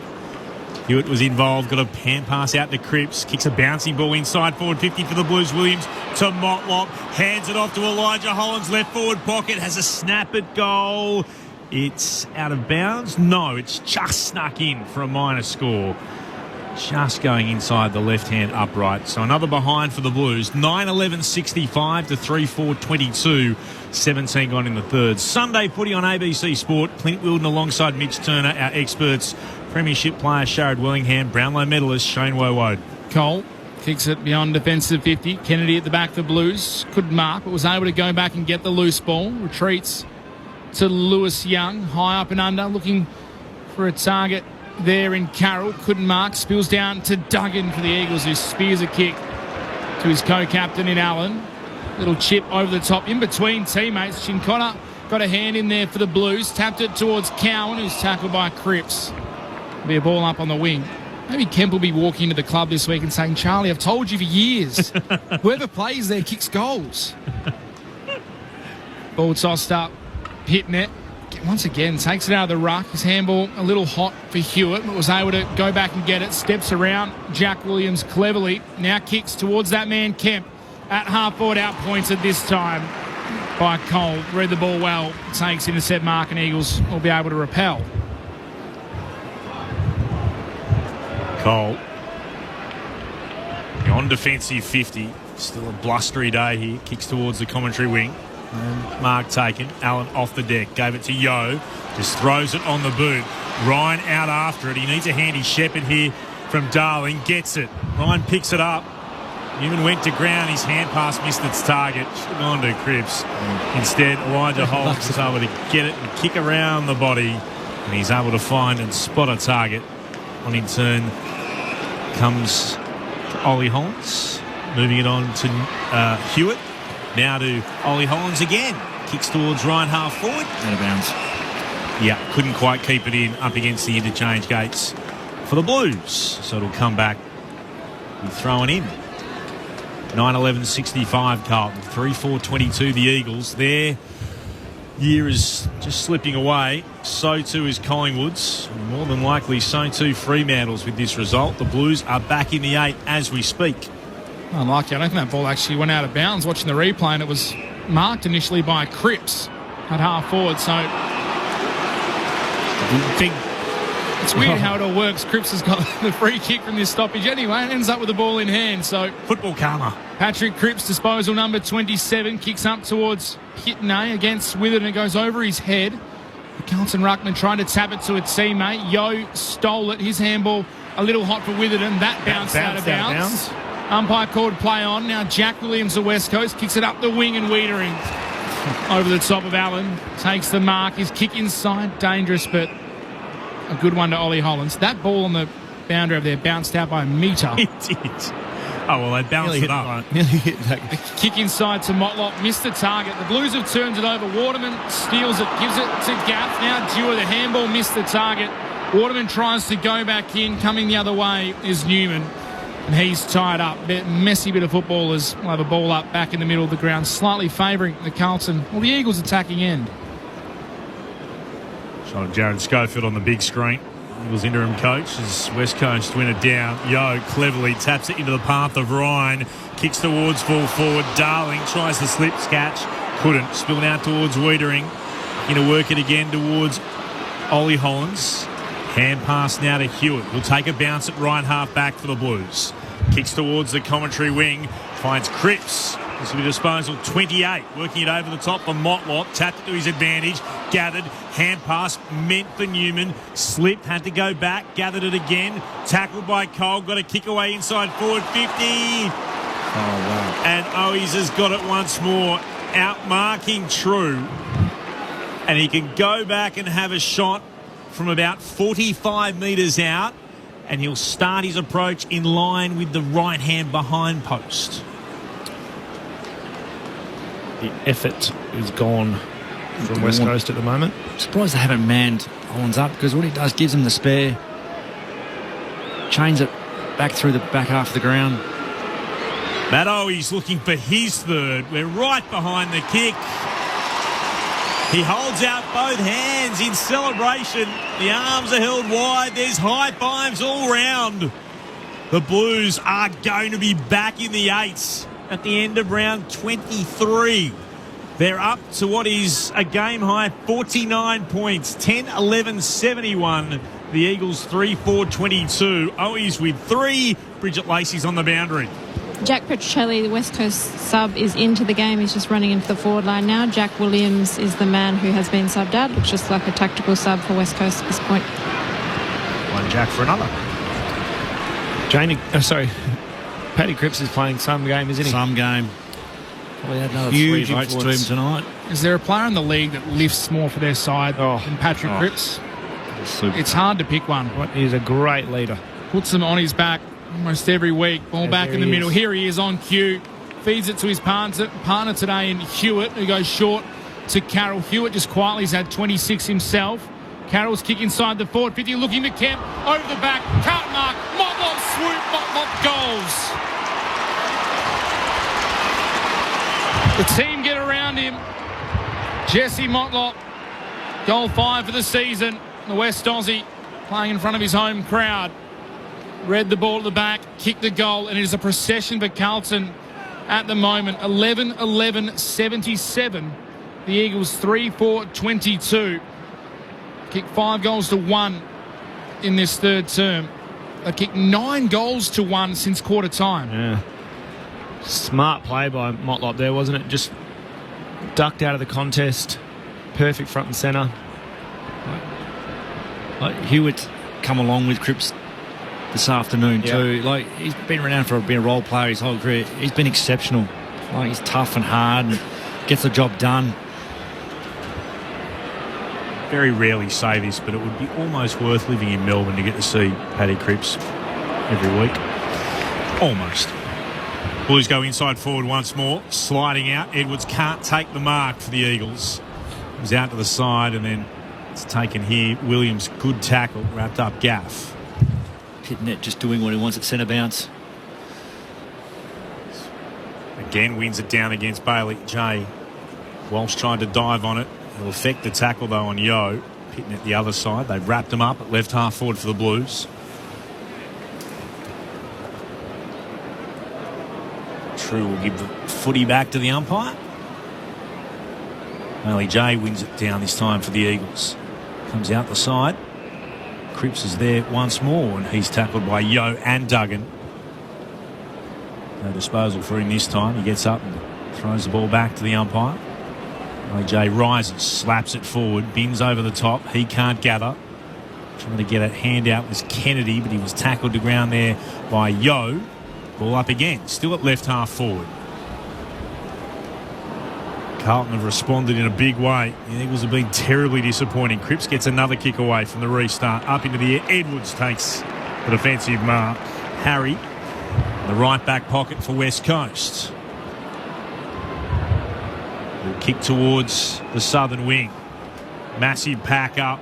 No mark taken. Spills the ground. Comes out the back. Gaff, in his final game, put his head over the football. Couldn't gather. Duggan was tackled by Walsh. Ball jarred free. And then there's a leg decision. Hewitt appeals it. He didn't make contact, but it was around Cole's leg. Cole's up, takes the free kick, goes short to Duggan. Duggan again short to Gaff in his final game. Gives it back to Duggan, does Gaff, who goes short to Reed. Not 15, play on. Now Cole provides a bit of run, kicks inside the forward 50. Newman punches it away from Darling. Carroll gathers, he's tackled immediately. Ball up inside the Eagles forward 50. Cripps up to 30 now, officially. As Pitnet and Williams go at it. Williams tapped it. Carroll was able to gather. Handball wide to Binns. Short little kick. Looking for Owies, a long way from home. Couldn't gather. Yo was appealing for out on the full. Thought it might have ricocheted off the small forward's shin, but it'll be balled in just beyond half forward for West Coast. Tim Kelly leading the Eagles possession count with 19. Cripps with 30 and Hewitt with 27 for the Blues. It's Pitnet, taps it over the top into the path of Cripps, gets the handball. Possession 31 now to Cowan. He gives it off to the ruckman in Pitnet, who kicks up towards Williams. Can't mark. Opposed to Harry Edwards. Edwards back over the ball now. Lays on it. Williams just extracts it. Gave it to Kemp. Handball knocked down. Duggan for West Coast.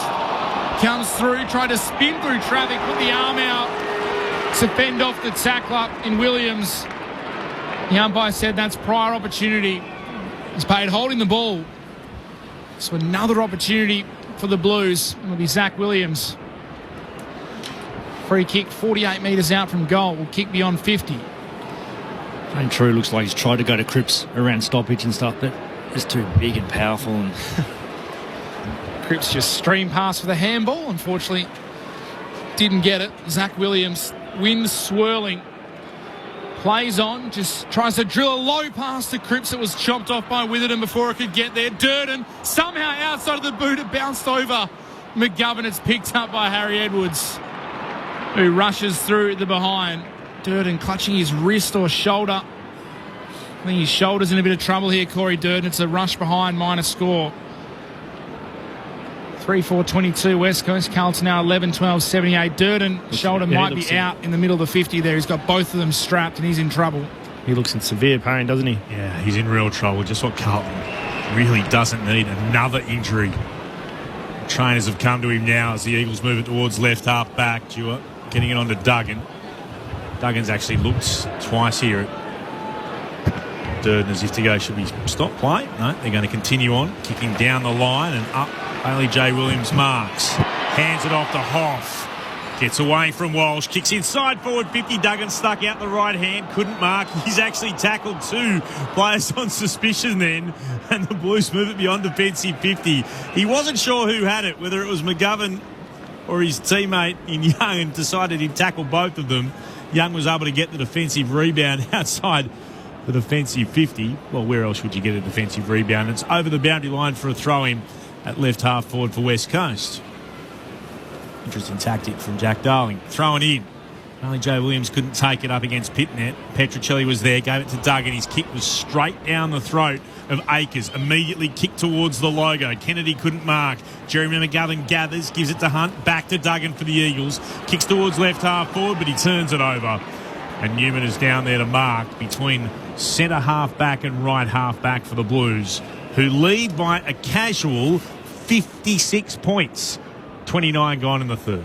Newman's kick out to the wing, read by Jeremy McGovern, who takes the intercept mark.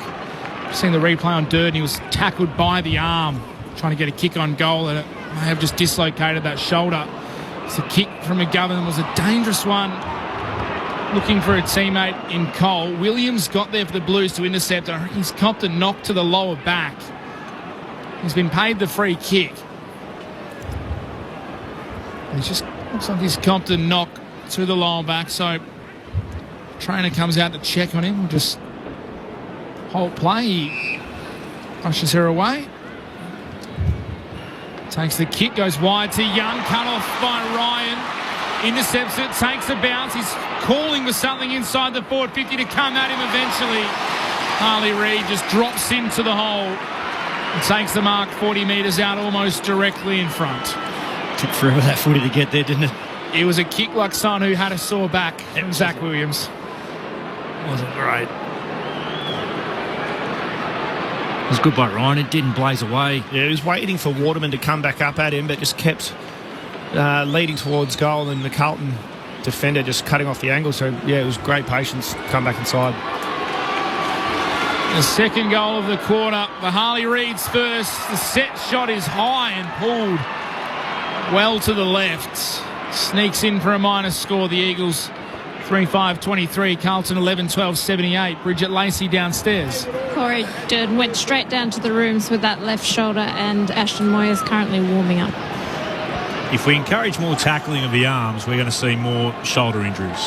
There you go. Just going to chuck it out there right now. Mark that one down. Tackle a bloke by the arm. That's what we'll see more and more of. This kick goes towards the commentary side of the ground. It's out and over the boundary line for a throw-in. No, it's Akers out of bounds on the full. So it's going to be Jeremy McGovern with the free kick, who stabs it short. Finds Duggan. Duggan takes a couple of steps. Will kick into the left forward pocket. There's a massive pack here. They all fly. Reed got hands to it. Ireland's in there as well. Trying to get it out was Gaff. Yo looking to emerge with it. It's on the ground here, and Petruccelli's the player over the top of it, tackled by Cowan. Board up again. Still inside West Coast forward 50. Tapped down by Pittman. Straight to Reed. Breaks a tackle. Threw it on the boot. It's actually just going straight up in the air. No mark to be taken here. Spilled away out towards Owies, who runs it along the boundary line. Now this will be interesting. What will they call? They're going to call a throw-in. Great call. I don't disagree with that. Where else can he go? Nowhere. I agree, but you're never quite sure. 11-12-78 the Blues, the 3-5-23 the Eagles. 32 minutes gone in the third. Ball spun back in. Bailey Williams to the front, tapped it towards teammate Yo, got it to Kelly, kick smothered. Comes out to Hollands, his kick up the wing looking for Kennedy. Now trying to run onto the loose ball. Hunt and Owies going at it. Hunt got there first, just protected the ball, waiting for a teammate to come in support. That was Witherden, but Kennedy stole it back for Carlton. Got it to Binns, high up and under. Back towards Owies and going back with a flight. Edwards punches it out of bounds as the siren sounds. For three-quarter time, Carlton lead 11-12-78. The Eagles 3-5-23. Bridget Lacey downstairs. Yeah, Corey Durden re-emerged from the rooms with the shoulder back in place, but he has taken a seat at the back of the bench, and Ashton Moyer's taken the subs top off. So he looks like he's going to have his first run in AFL football in this final term. And Patrick Cripps, I just noticed, going back out, and he's got the big compression strapping on his left thigh, so may have copped a corky on his way to his 31 touches. Yeah, the walking wounded, the Blues who are still out there, including the 17 players that were unavailable to this game, but they're going to put themselves back into the 8 with this performance. 11-12-78 to 3-5-23. The goal kickers, the makeshift forward, Brody Kemp with 3. Matthew Owies has 3 as well. Kennedy with 3. Motlop, Williams and Durden, the other goal kickers for the Blues. That's Corey, of course, with Sam out injured with a calf problem. For the West Coast Eagles, Jake Waterman with 2 and Jamie Cripps with 1. Only 3 goal kickers for the West Coast Eagles. Repeating earlier today, the Hawks by 63 points over Richmond. 19-17-131 to Richmond's 10-8-68. Again, apologies for the blustery conditions. That's just what it's like here at Perth Stadium today. The Western Bulldogs 20-18-138 to North Melbourne 6-6-42. So a 96-point win to the Western Bulldogs. For those interested in the live ladder, which is everybody, Hawthorn climbed up to 7th with that win over the Tigers. They have 52 points. They sit behind the Bulldogs on percentage, 111.8 the Hawks. Carlton at the moment are in the 8 on percentage, on points, 52. They're behind the Hawks on percentage. So the Blues are in the 8. Fremantle have been knocked out of the 8 on the live ladder with Carlton at the moment in front in this game, and you'd expect that they will win, and that's bad news for the Magpies. Have 48 points, and their percentage, as we speak, is about 9 percentage points less than the Blues. So Collingwood will be praying for a West Coast Eagles miracle in this final term. Repeating three-quarter time here at Perth Stadium. Carlton are 11-12-78 to West Coast 3-5-23. Wherever you're listening on ABC Radio, Sport Digital and streaming on the ABC Listen app, this is Sunday Footy on ABC Sport. G'day, this is Becky Cole inviting you to join me each week for Saturday Night Country. For more than 30 years, we've been playing the best in Australian country music, as well as the overseas artists that you know and love. So whether it's the classic tunes that you grew up with, the best new releases, or the interviews of your favourite acts, sports. You'll find it all on Saturday Night Country. Saturday Night Country. Hear it anytime on the ABC Listen app. This is ABC Sports coverage of the 2024 AFL season. Every match on the ABC Listen app. Look for the AFL button. Ryan, who's able to move it short into the right forward pocket. This is Cripps in game 250 in for a goal in a milestone game. 250 up for Cripps. It's on its way towards goal. It's pretty good. I think it's through. He reckons it is. Jamie Cripps puts both hands in the air to celebrate. And in game 250, puts his name on the goal kickers list for West Coast. And they've got the first of the third quarter. Kennedy marks, releases by hand Cripps. Cripps kicks it long towards Williams, who marks it left full forward. Zach Williams, can he make it all count? He's going to try to kick around the body from left full forward. With the set snap, Williams makes it count for the Blues. And they respond immediately to the Eagles' early goal in this term. Hollins spins around in the middle of Perth Stadium, kicks a bouncing ball inside the forward 50. Jeremy McGovern trying to tap it to a teammate. Reid was pulled off it. He snaps it towards the goal scare for the Blues. It takes the tumble. It bounces at right angles. It beats everyone for a goal. He bowled the wrong end, and it did. Everyone all ends up. 2 goals to Matthew Owies. Lord, handball on to Walsh. Now over the top for Carroll. The Blues work here towards half forward. Able to release a handball to Kennedy. Kicks it into the pocket. Finds the man he's looking for in Kemp. Kemp steps around from the set shot. Bends it back.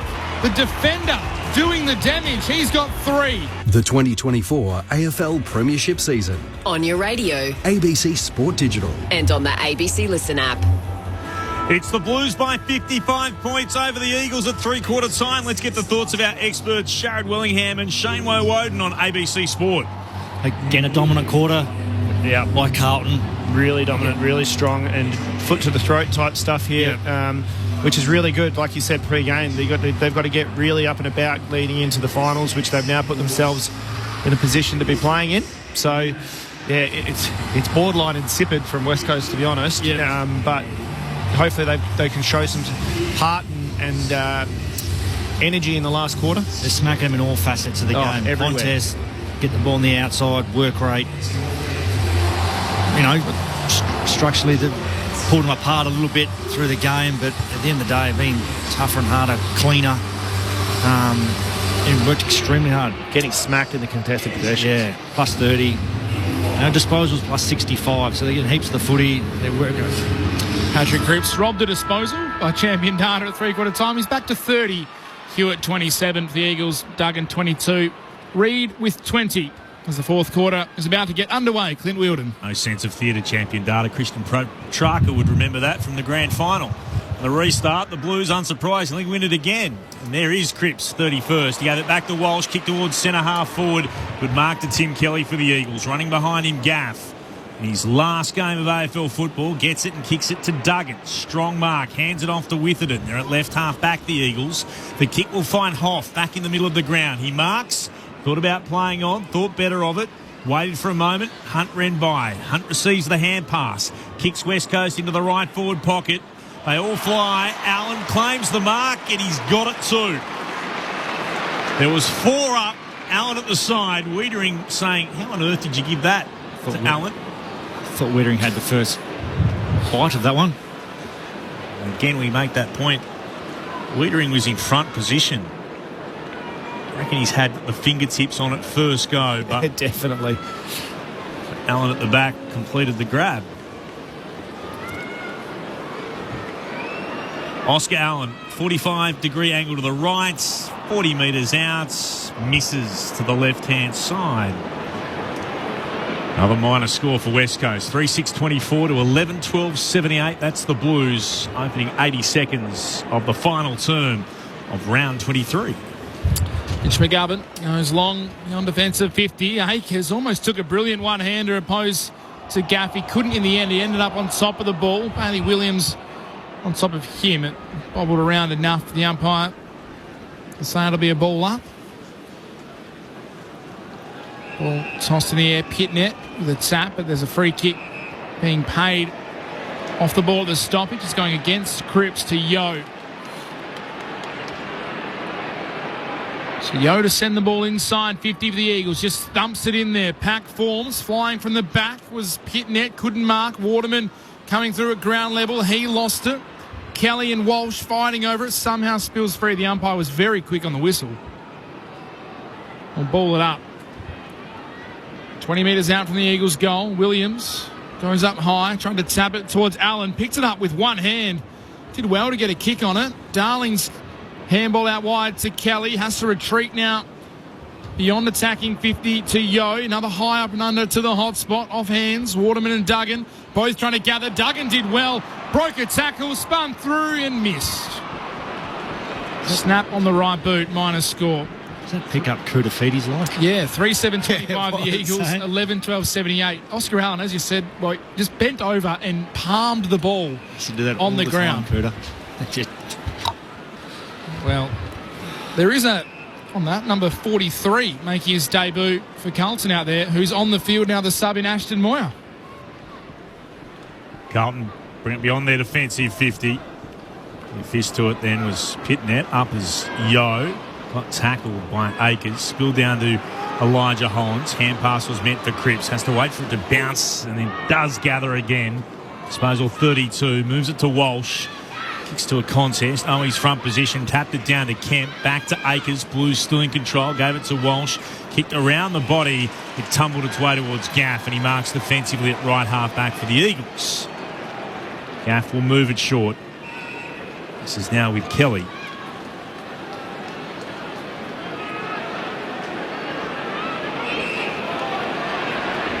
Buzz has gone out of the crowd and the game as Kelly sends it back inside defensive 50 to Jeremy McGovern. He'll switch to the left back pocket to Hunt, who marks and plays on to Darling. Darling marks, goes on a run, tries to find Waterman. That's a good kick. Waterman marks right on the wing. Kicks inside forward 50. Mitch McGovern read it well, met it, gave it to Waterman. Good tackle from Dewar. Was able to just get away, Wiedering. And the pass was short. Again, a chance to build once more from Carroll. Carroll comes again to Ollie Hollins, who has it shy of the wing, southern side of Perth Stadium. Hollins kicks up towards the debutants and Moyer takes it on the lead. Terrific under pressure for his first disposal at AFL level. Boy from Clinton Junior Football Club in Glenelg. Congratulations, Ashton Moyer. The Blues looking to swing the ball wide. The broadcast side. Newman was good under pressure, took the mark, turned around and found Owies on the lead.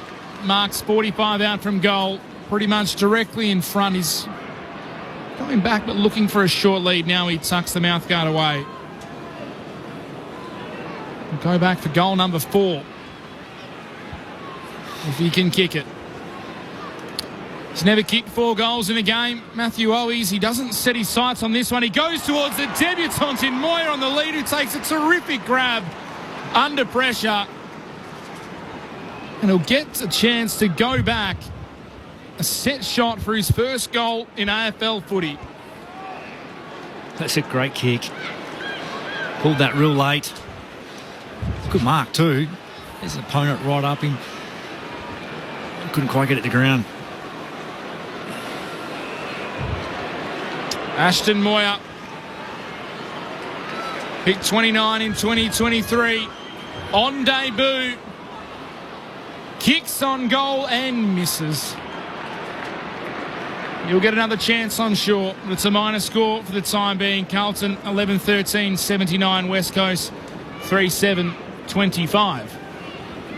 Bright rainbow appears on the Farmer Freeway end of Perth Stadium. There's a spot in the 8 at the end of it for the Blues. So they've got possession inside forward 50 again. Here's Cripps sweeping a hand pass for Akers. Can he get away from Yo? He can't. That's holding the ball. And Yo gives him a shove for good measure. Akers throws the arm out and collects Jinby on the way through. Yo will have it in the right back pocket. Flat way for West Coast to finish their games at home for this year. They'll wrap things up next week in Geelong at Cardinia Park as the rain has started to tumble down. A lot of the Eagles fans have said, well, I've seen enough. They're going to head for the exits. Kick towards left half forward for the Blues. Couldn't find anyone. Witherden at the back, has it, kicks towards the commentary wing, and Darling's caught one in the head. He'll get a free kick for being taken high. How's that one to finish? GMHBA, round 24. Yeah, against Carlton. That'll be terrific. Smarting after what happened. The Cats. That's going to be a horrible finish to the season, I think. After what happened against St Kilda. The kick's inside forward 50 here for West Coast. That's a good mark to Elijah Hollins, against the Cats down at Cardinia Park. That's hardly a way to finish the year. Remember that famous come-from-behind victory for the Eagles at Cardinia Park in 2006? That was the last time they won there. They had a slightly better year in 2006, West Coast, as many will remember. That bus ride from Cardinia to the airport's not going to be fun. Yeah. Here's Petruccelli from right half forward. It's it into the forward 50 for West Coast, and Wiedering imperious just up to take the mark for the Blues. 11-13-79 Carlton. They're going to be back in the 8 at the end of round 23. West Coast 3-7-25, 8 gone in the last. Wiedering short to Ollie Hollins, who's short to Walsh, still inside defensive 50, now to Elijah Hollins, who gathers. This will be disposal at 24 for him. Dangerous kick into the middle of the ground, in front, and paid the mark. In the end was Kennedy. Jimby trying to come over the back, but Kennedy paid the mark. Handballs off to the run of Elijah Hollins. Now the kick inside forward 50 to Carlton. Oh, he's at the back, gathers off the stoppage, throws it towards goal. Williams going on, tries to get a socket through. He's knocked to ground by Darling. Wanted a free kick, couldn't get the socket through. Goes through for a minus score, maybe a bit unlucky. 11-14-80. Carlton 3-7-25 West Coast. Hunt kicks long towards left half back. Alan Fluke couldn't mark. Chance again for the Blues to build here. Carroll hands it off. This is Binns from the right forward pocket. He kicks towards goal. He's got his first, and his first in league football. And they come from everywhere. And it is something about Carlton today that you have to note, even from very early on, right from the kick that went to Williams to give them their first shot at goal, every player got around anyone who did well. They congratulated them, they were up and about, they were determined to make sure that the team were being celebrated for even the little successes. Yep. And we've now seen a big moment in anyone's football career. Congratulations to Jackson Binns, best and fairest in the VFL side in 2023. He's now got an AFL goal next to his name. 12-14-86 Carlton, 3-7-25 West Coast, 10 gone in the last. Yeah, they've had good energy all day. Carlton been terrific. Ball back in the middle. Darling into the ruck now for West Coast. Pitnet tapped it straight to Harley Reid. Don't argue on Sam Walsh. Takes a bounce, runs to 60, sets his sights on the goal and misses. Minor score to the Eagles. 3-8-26. Carlton 12-14-86. The margin 60 points. Beyond offensive 50. Blues work it out. Only as far as Darling, though. His kick was straight back into traffic. It's the umpire spotted here. Just a free kick here to Akers. Tackle lingered. Against Harley Reid. Akers sends it into the middle of the ground. It was a dangerous kick to Cowan. Dewar got in front. Spilled out towards Ollie Hollins. It was tackled by Dewar. Worked it on again. Carroll picked it up cleverly off the ground. He takes a bounce and kicks towards Akers. Marking just shy of the logo on the commentary wing. Razor from Rockingham's harsh. One goal after quarter time against Carlton's reserves. No wonder no one wants to coach the West Coast Eagles. Savage on the text line from Razor. 0437 774 774. Oh, Hoff has turned it over across half back. Grip's got it on to Motlop. Hoff decides to mop up his own mistake. Runs down. Motlop wins the free kick. Witherden gathers. Sends it towards the outer wing. Dewar will try to get there. Binns right with him. Dewar got there first. Binns tackles him to ground. Umpire says we'll ball it up. A couple of metres in from the boundary on the southern wing. Carlton 12-14-86. The Eagles are 3-8-26. 12 gone in the last. Ball tossed up in the air. Cripps in the ruck. Can't gather it this time. It falls to Yo. Kick up the boundary line. Looking for Alan Wiedering again. Out points the Eagles co-skipper. Snap around the body from Wiedering. Goes over the head of Darling. Beats Cripps as well. Cole's the first one to it. He's pushed out of bounds. Bridget Lacey downstairs. Looks like another concern potentially for the Carlton Footy Club with Zach Williams heading down to the rooms with the doc and the physio just a few moments ago. He was sort of grabbing at his back a little bit. We've just got the crowd number coming up on the big screen today. 48,455 in for Andrew Gaff's final game. Still is remarkable the support that West Coast supporters have given this club for the run of outs they've had. They turned up in big numbers again today. As Kemp gives it off. A kick inside forward 50. Jinby couldn't mark. Spills down to Motlop. Pops a hand pass over the top. Owies couldn't quite gather. Spills down again. Ball's going to be locked in. Ball up will be the call. Long kick inside forward 50 was from Binns at right half forward. Throwing up. Cripps did it himself. Tapped it down. Gave it forward. Oh, that's unbelievable from Moyer. The EPL is back, and that's a sort of striker's goal that would get highlights around the world. It was knocked in his direction, and then he stuck the right boot at it, swung it through, and that is some way to kick a goal on debut. That goes on the highlights reel. Remarkable from the Blues and from Moyer. Cripps did all the grunt work, threw it on the boot. The ball's around knee height. He has volleyed it around his body through the goal. That is just class. That's exceptional, isn't it? That's a top shelf goal. The Blues fans have gone berserk, and even the Eagles fans in the crowd are applauding that. Yeah, that was pretty special. Well done, Ashton Moyer, the 19-year-old. That's something to remember. 13-14-92 Carlton, 3-8-26 the Eagles, 14 gone in the last. That's a beauty.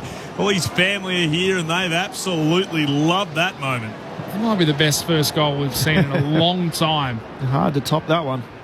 All back in the middle. Williams tapped it to space for West Coast, but Carlton were the first ones onto it. Walsh was pushed off it. Kennedy was able to get it to Hewitt. A grubbering ball up the wing is intercepted by Harley Reid. His kick too shallow for Duggan. Ollie Hollands trying to surge it forward. The Eagles win it back. Reid again just shakes the tackle. Took a bounce, ran into a little bit of trouble. Was able to get the handball out to Harry Edwards. Now to Gaff. Chip up the wing. Finds Hoff, who goes further afield for the lead of Liam Ryan, who has it right in front of the Carlton bench. Left quad strapped up, right elbow strapped up, kicks it inside the forward 50. Bailey Williams flies, can't mark. Walsh at ground level, had a lot of time, coughed it up, straight to Petrocelli. The Eagles have a goal. The crowd cheers because they've been few and far between. But the sub in Petrocelli gets on at the scoreboard, and they finally get their fourth goal and just their second goal since the first quarter. Takes their score to 4-8-32. Carlton 13-14-92. Margin back to 60 points. 15 played in the final term. Mitch Turner here alongside Clint Wheeldon, our experts for ABC Sport. Brownlow medalist Shane Woden, Premiership high Sharad Wellingham. Few and far between, Sharad, for West Coast today. Really, the Harley Reid magic out of half back, but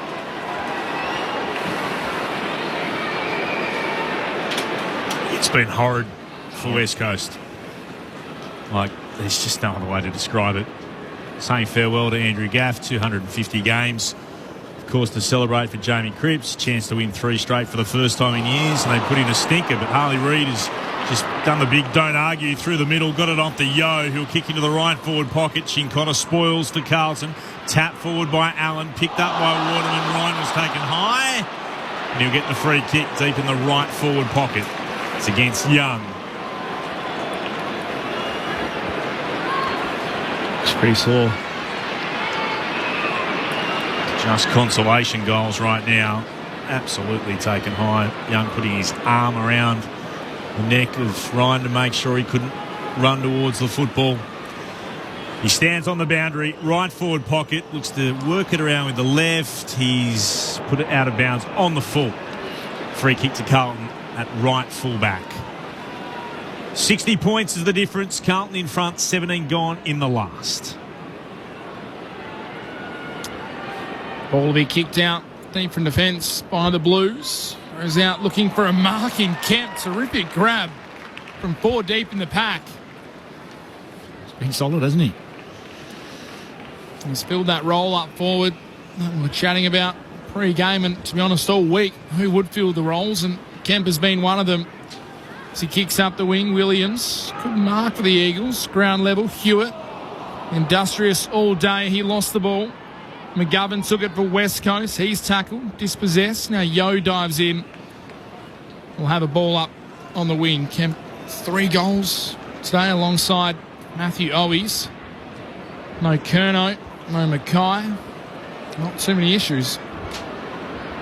It's Pitnet taps it down to Hewitt from the restart outside of the boot. Kicks it towards Motlop, who tries to tap it on. Jimmy took it for West Coast. Handballed out to Yo. Now Williams, his kick up the wings, a wobbler. Finds its way, though, to Petruccelli. Almost run down. Gets it to Harley Reid. Oh, dropped the knees. The ball is coming back. There's a bit going on. Harley Reid, as a scuffle breaks out, a bit of a melee in the middle of the ground. Reid's going head-to-head with Newman, it is.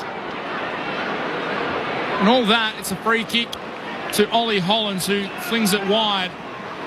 Finds a teammate in Sam Walsh, who will now go inside the forward 50 looking for a target. Kennedy works his man out, can't mark.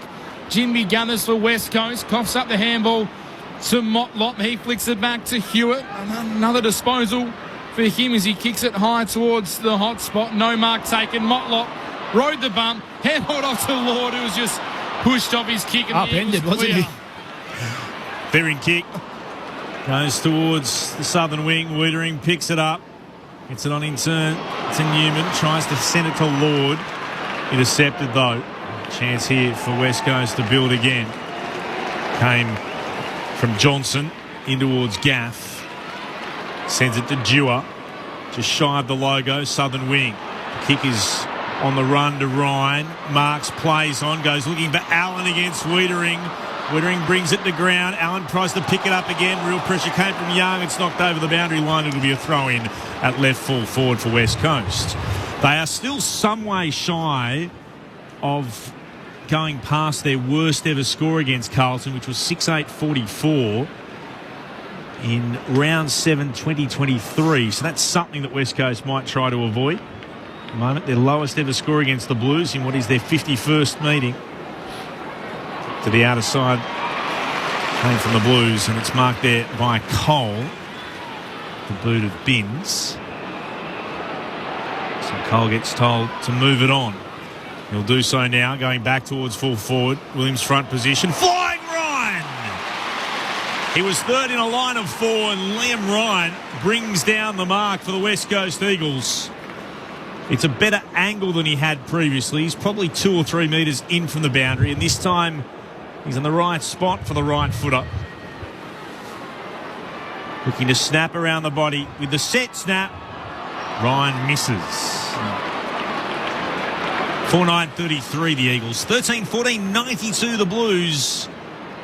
If we haven't told you enough, they're going to be back in the 8 tonight, Carlton, at the expense of Fremantle.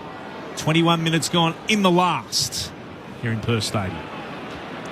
Newman just takes a nice casual stroll out of the defensive goal square, kicks it up the wing. Pitnet, terrific grab out in front.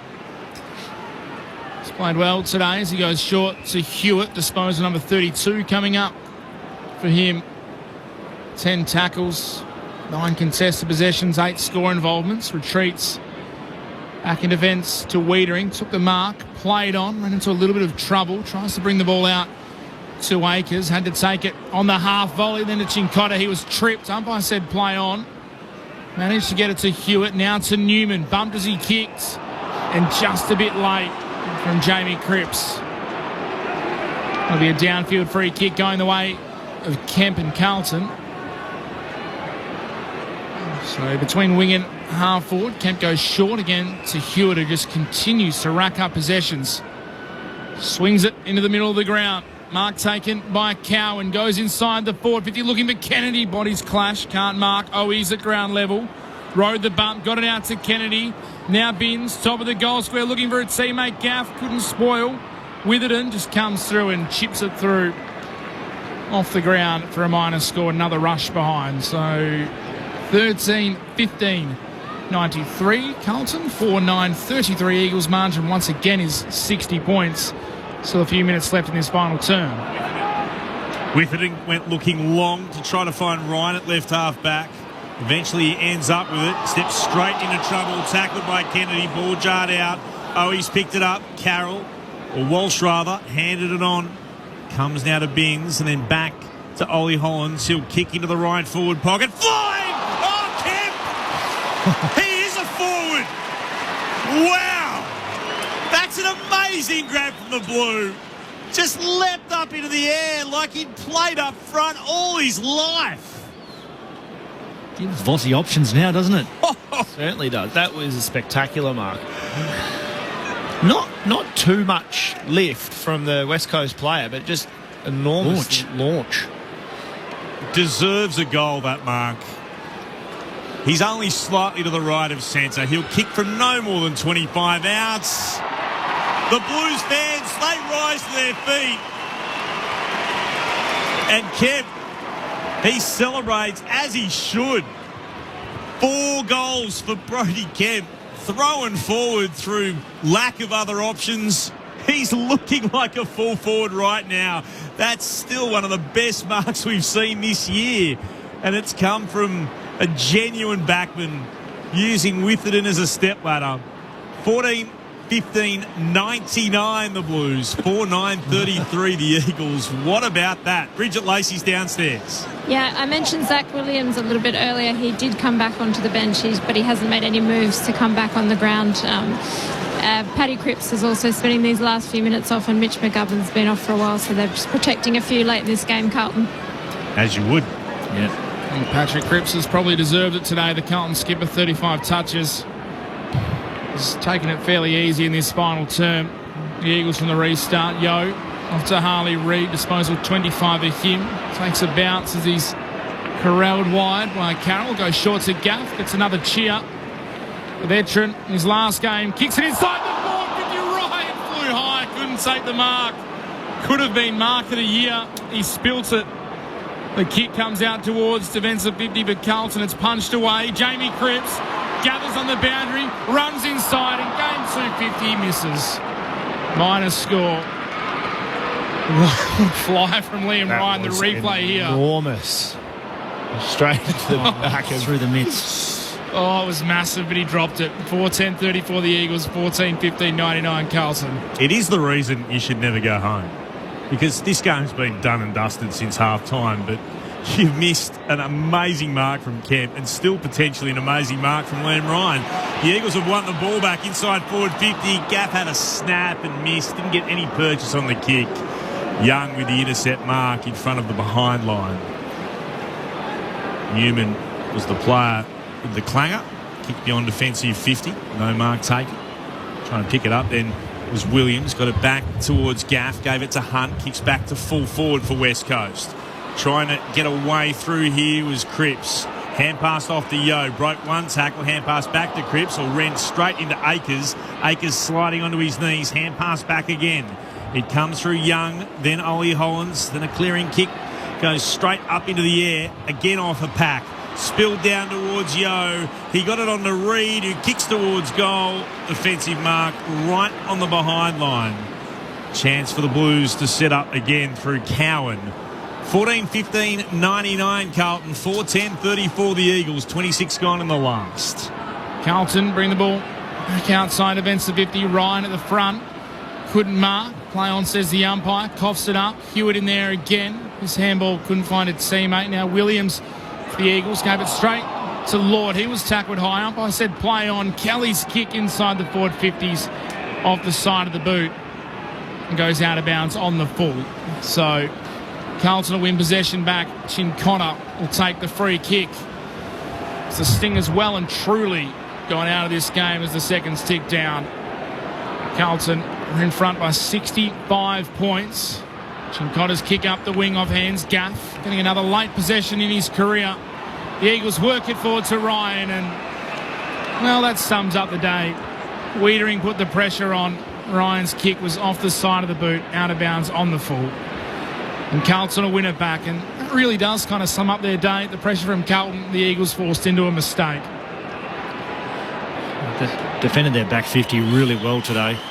Wiedering's kick up the wing over the head of all comers. Jimby gathers it for West Coast. Handballs to Yo on the logo. Looping hospital handball to Kelly. It's knocked down to Lord. Coming through the pack is Carroll. He was tripped. Handballs it straight to the shin of Bailey Williams. The Eagles win it back. Hunt is chased down, tackled, holding the ball.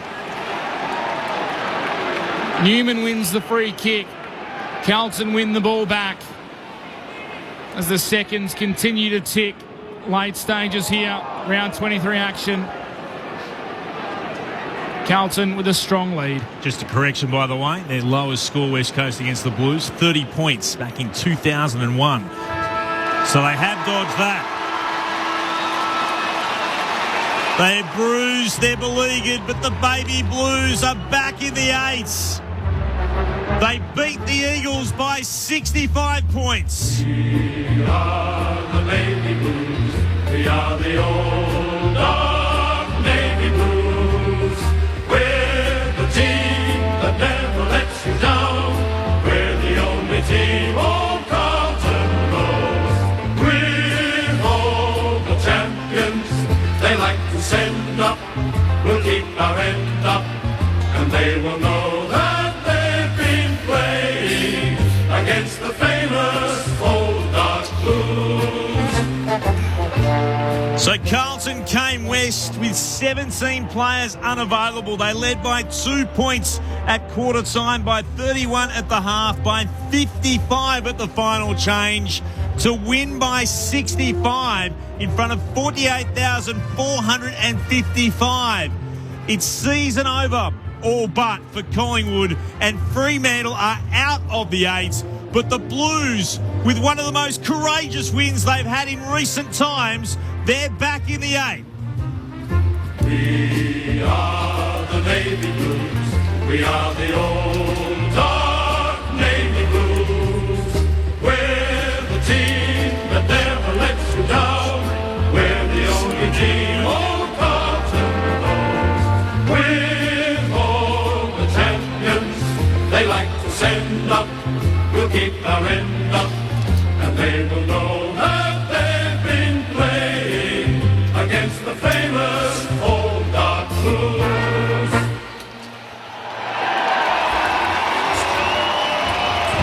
So the goal kickers for Carlton, Brodie Kemp, not only looked like a forward, he converted like one and marked like one too. 4 goals for Kemp.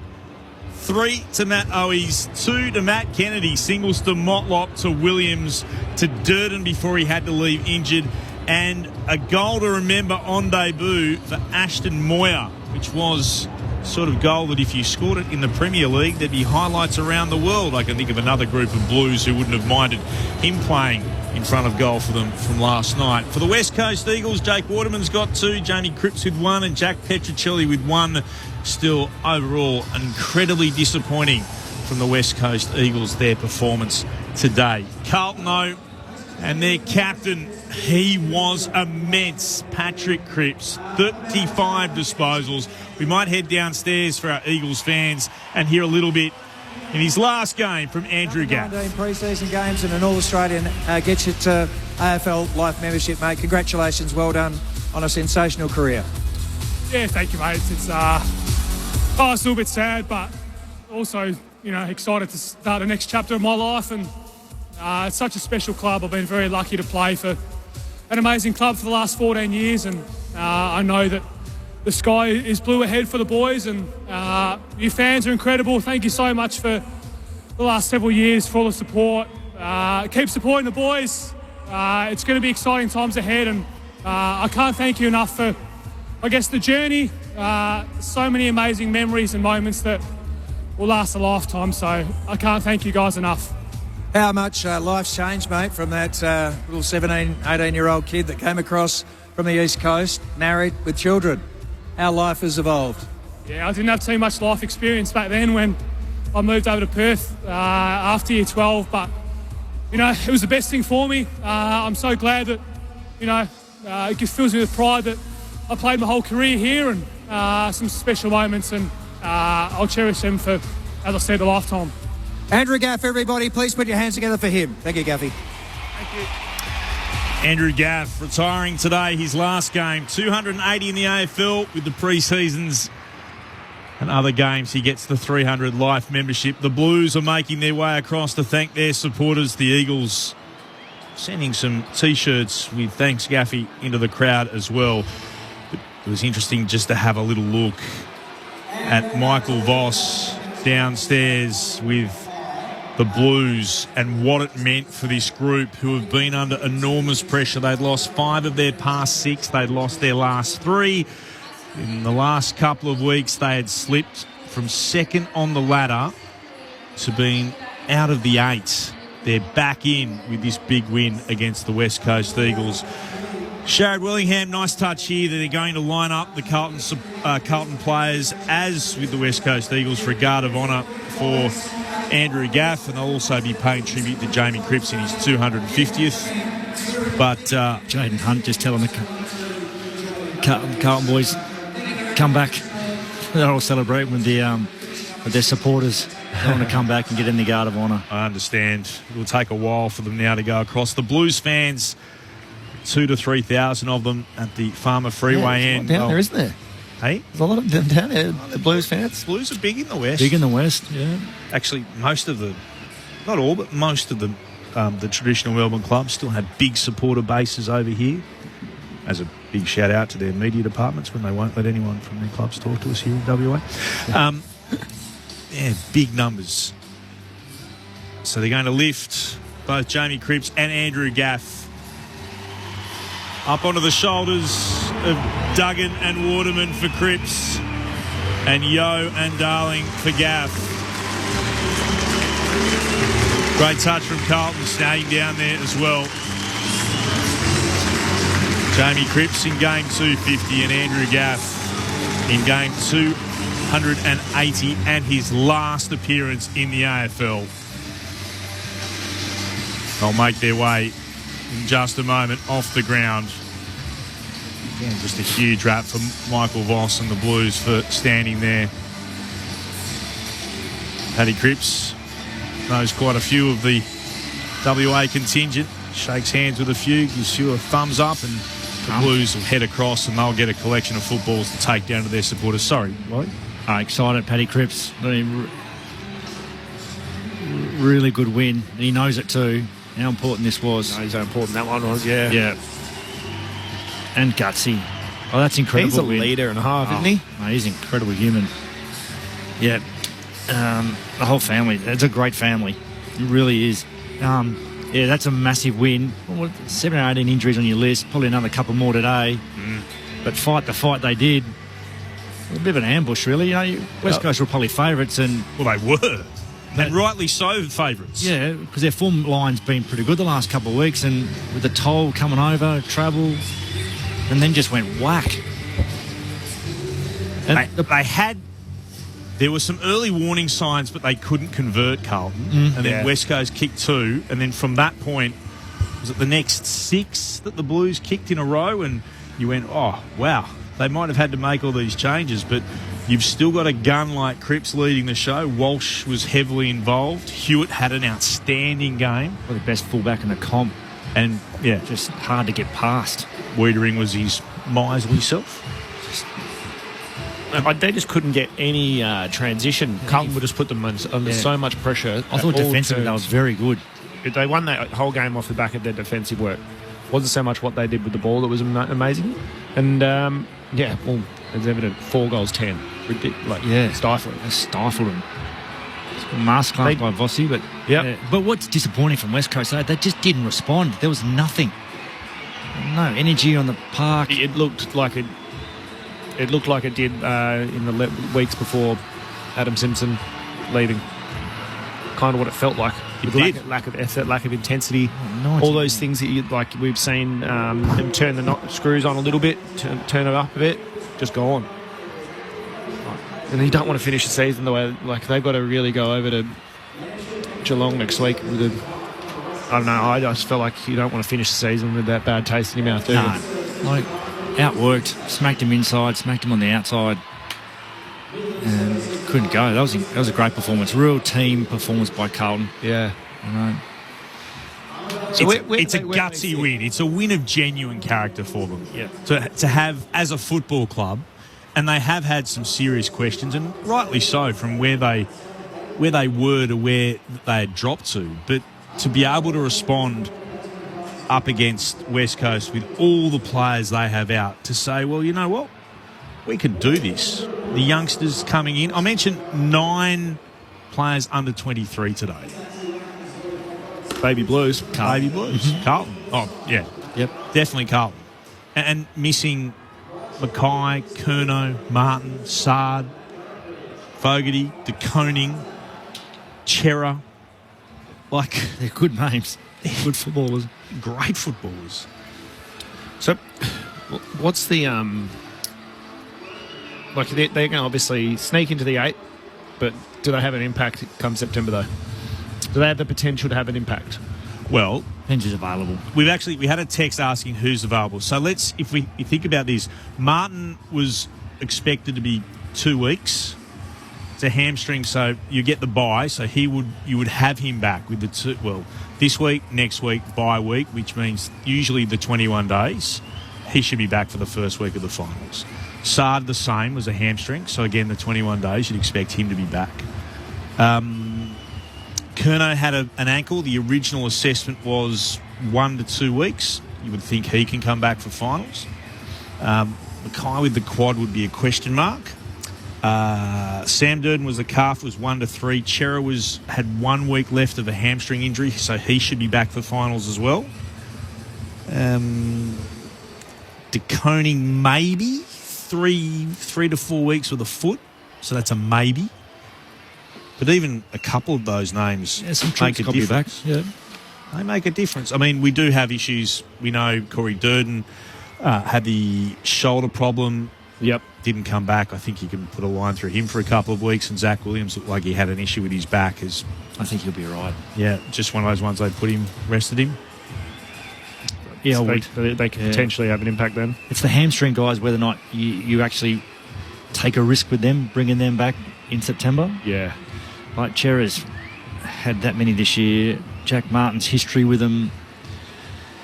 You just stay fully fit and back the group you got in. Good one for the match committee to discuss, obviously, but very good win. Yeah. A couple of different roles. Couple of debutants. Yep. Cooper Lord makes his way off the ground. The 19-year-old on debut, and Ashton Moyer, who was the sub but kicked a sensational goal. He'll be getting the shower as well. So Cottrell was the other one too. He's been missing for a couple. He provides run and good structure from a wing. See, Ollie Holland's played half-back today. Yeah. He was genuine really good behind the ball. Yeah, really good. Safe. Turning into a player. I reckon Elijah Hollins in his second club was very good today again. Just played that high forward up and behind the contest and then just get forward. Big contingent down in the rooms. Let's head down there. Bridget Lacey. This is a very happy Carlton rooms. There's been a lot of backslapping and shaking of hands down here. Big beaming smiles on everyone down here. The leadership, of course, is down here. Luke Sayers and Brian Cook, someone pretty familiar in WA. Brad Lloyd, of course, footy manager. Michael Voss looks a very happy man. And there's plenty of the sports drink now being thrown over these debutants in the middle. Oh, I just copped a little bit there in the firing line. I suspect this will be sung with a bit of gusto. Here we go.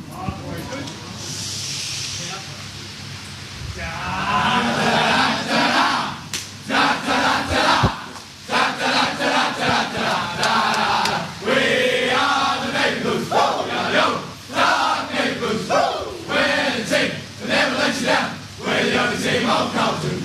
We're all the champions. Keep your hands up. You know that they've been playing against the very best Saltdown Blues. There you have it. We're hoping to have a chat to Brodie Kemp very shortly.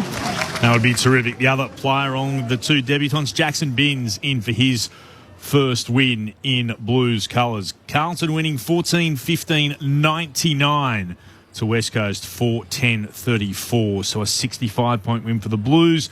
The Hawks are also in the 8 as we speak. 19-17-131. They beat Richmond 10-8-68 today. So a big win for them.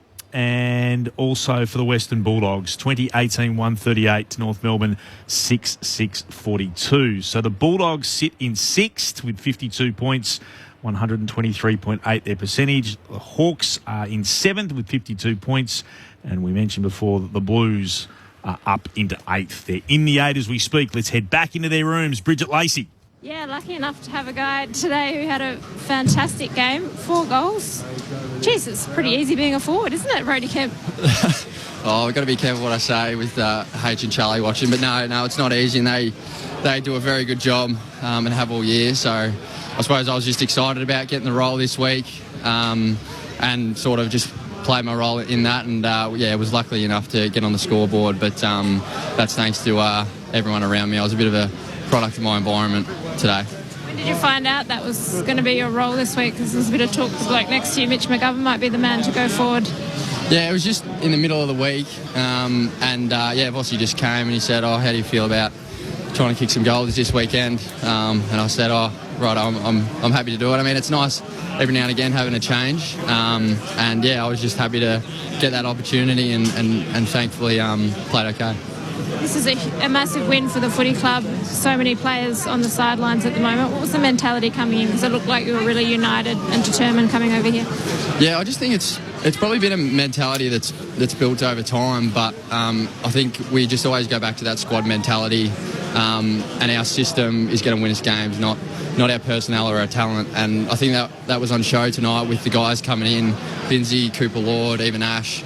And then all our guys were able to step up around that, and our leaders led really well. So I think it was positive the way we played, just because it was a whole team performance. And as you said, we looked really united. Send you upstairs for some questions. We've got Mitch Turner, Clint Wilden, Sharad Wellingham, and Shane Woden. Brodie, congrats on the game and the win. Did you take this as an opportunity, or was it mentioned like it's a great opportunity to kind of ambush West Coast, who have been up and about? You mentioned a whole bunch of guys coming into the side. It just seemed like you were up for the fight from the get-go. Yeah, I think when we look over our games and when we play our best, it's when we're pressuring teams and we're taking away time and space. So I think we probably went away from that a little bit over the last month or so.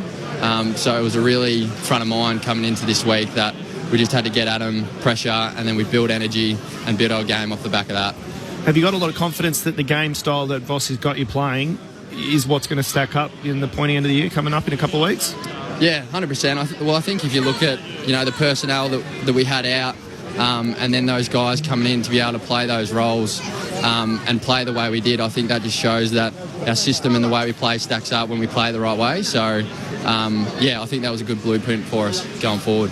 Brodie, congratulations. Shane Woden up here. Mate, very good with only maybe one major session as a forward and forward craft to be able to apply yourself on the day. Yeah. Looked like a natural out there, mate. Mate, what was Vossi's message at quarter time? It looked like it was a real arm wrestle in that first quarter, but it really seemed like from up here that you guys changed gears, went to another level in the contest, and West Coast probably struggled with that. Yeah, well, I think it was credit to West Coast in the first quarter. They brought some really good pressure as well, and we had to do a job at absorbing that. And then we just knew if we played that for the 120 minutes, that eventually we'd be able to get our game going. The game would open up, and we'd get our looks going back the other way. So I think it just started with pressure. We got our contest right, and then I think forward of the ball we were very selfless, and we played with a lot of energy. It was a standard Paddy Cripps game, obviously, but again, as you said, it's a squad mentality, but Hewitt steps up and supports him in the midfield. Ollie Holland's a new role today, probably half back. And even Elijah coming up behind the ball as a forward, and I thought probably create a bit of confusion for the West Coast forwards, and was able to get your real offence going from there.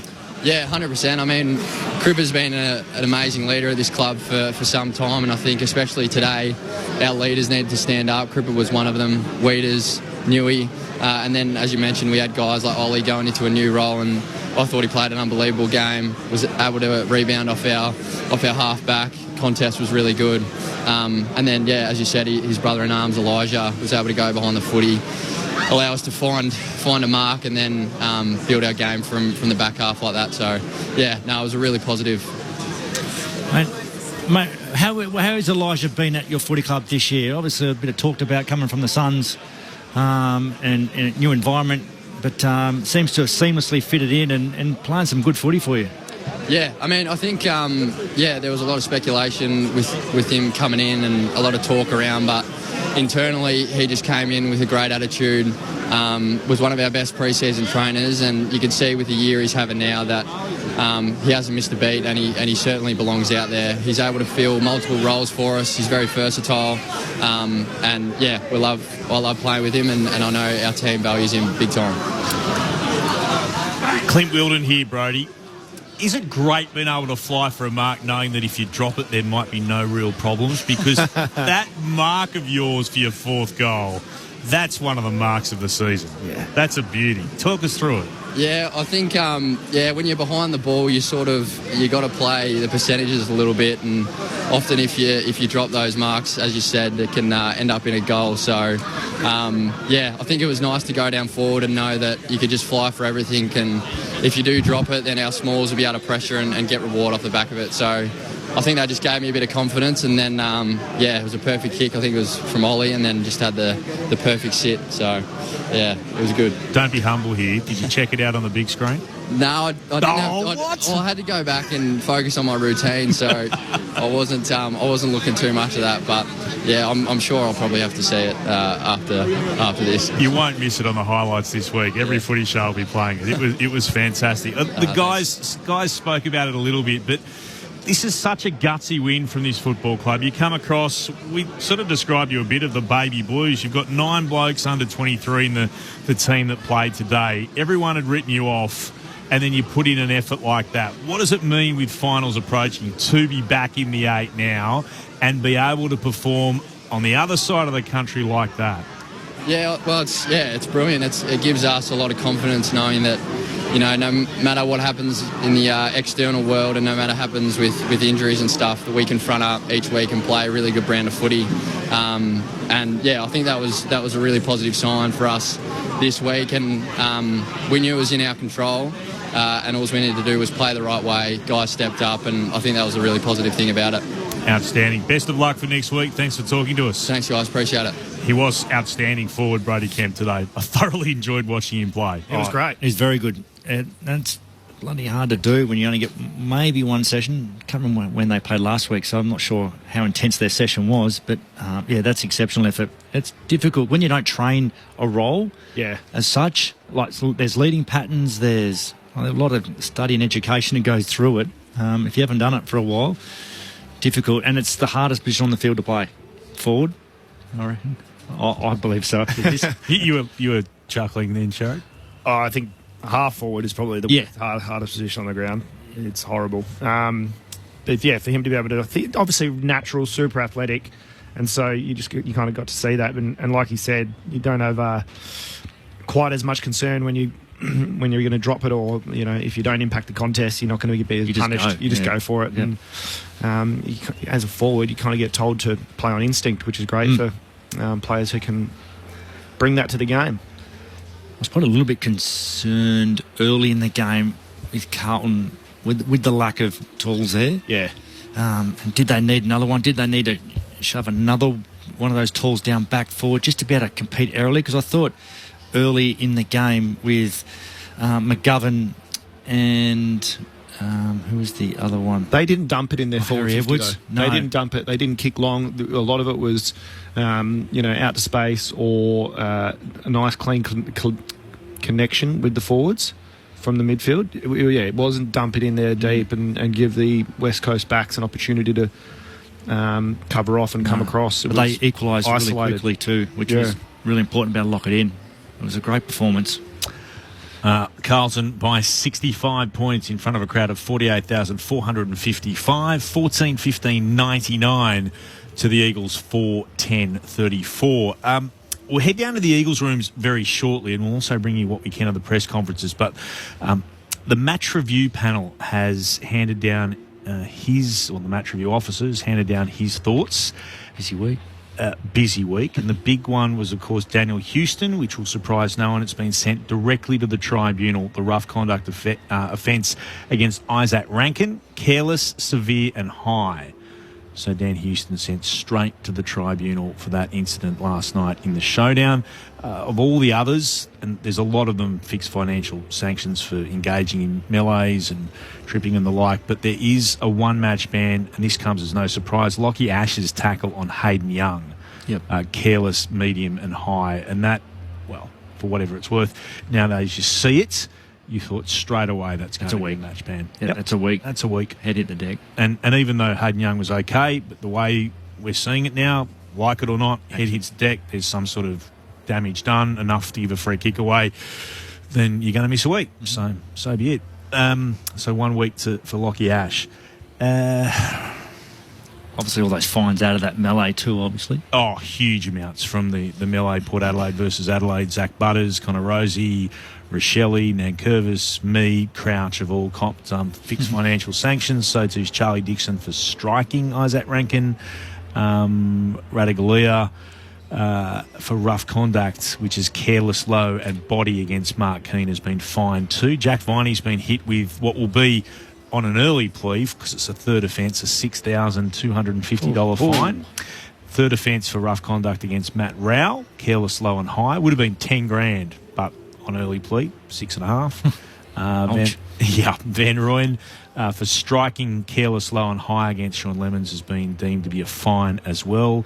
Lipinski for tripping against Joe Danaher in the Collingwood versus Brisbane game is a fine, intentional, low and body. And in the Saints versus the Cats game from last night, there's 2 fines, Max Holmes and Hunter Clark, both for careless contact with an umpire. For Hunter Clark, it's the 3rd time he's been pinged for careless contact with an umpire.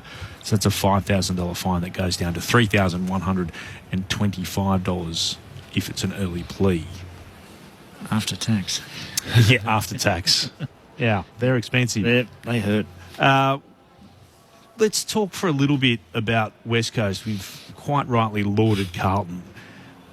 This was a terrible performance from the Eagles. Like a simply shocking performance. And Sharrod, I thought you summed it up really well.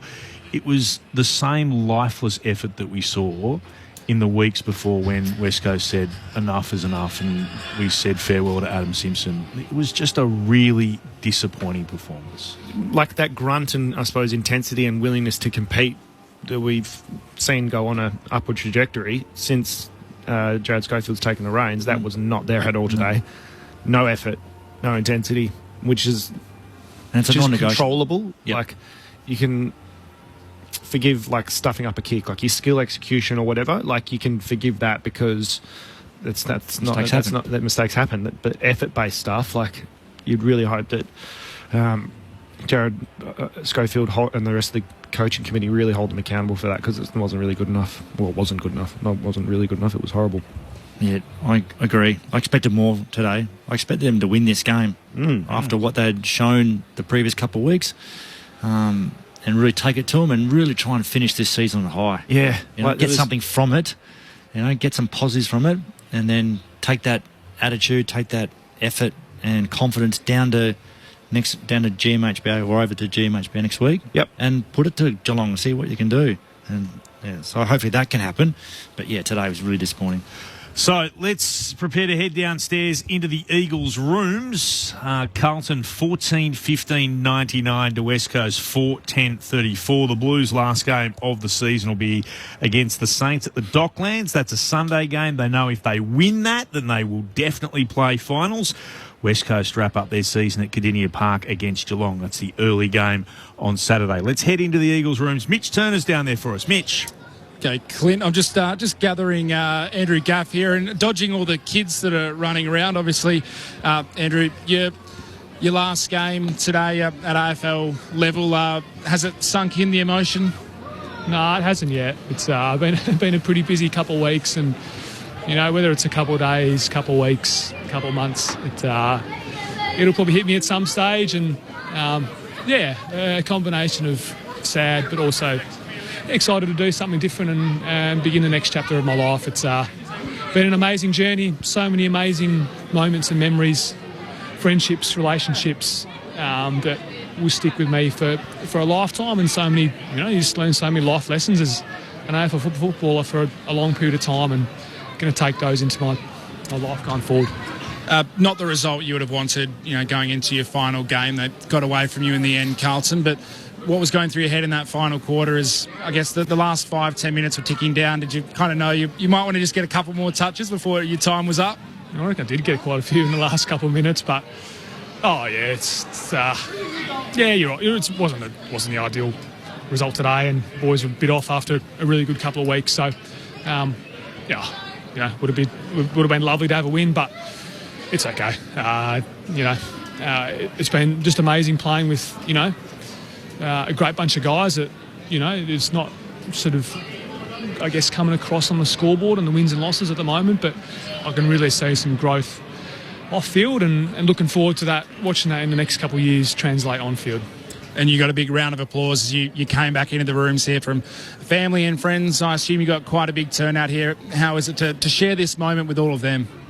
Yeah, it's really nice. It's a combination of friends and family here, but also friends and family in Melbourne that made the long trip over, and it's really special, and probably something that I'll look back at in a little bit of time when the dust settles, and it sort of all hits me a bit, to be very thankful that I can have a day like today, whilst not the result. It's something that will be very special for me and my family. I'll throw you upstairs to our experts, Sharad Wellingham, Shane Woden and Clint Wilden. Drew, Shaz here, mate. Congratulations on an amazing career. Thank you, mate. Absolutely loved playing with you, and I'm glad we got to see you run around all those times. But, mate, what's first on the agenda? What are you going to tick off now that you're going to be able to do whatever you like? A little bit more golf. Nice, excited for that.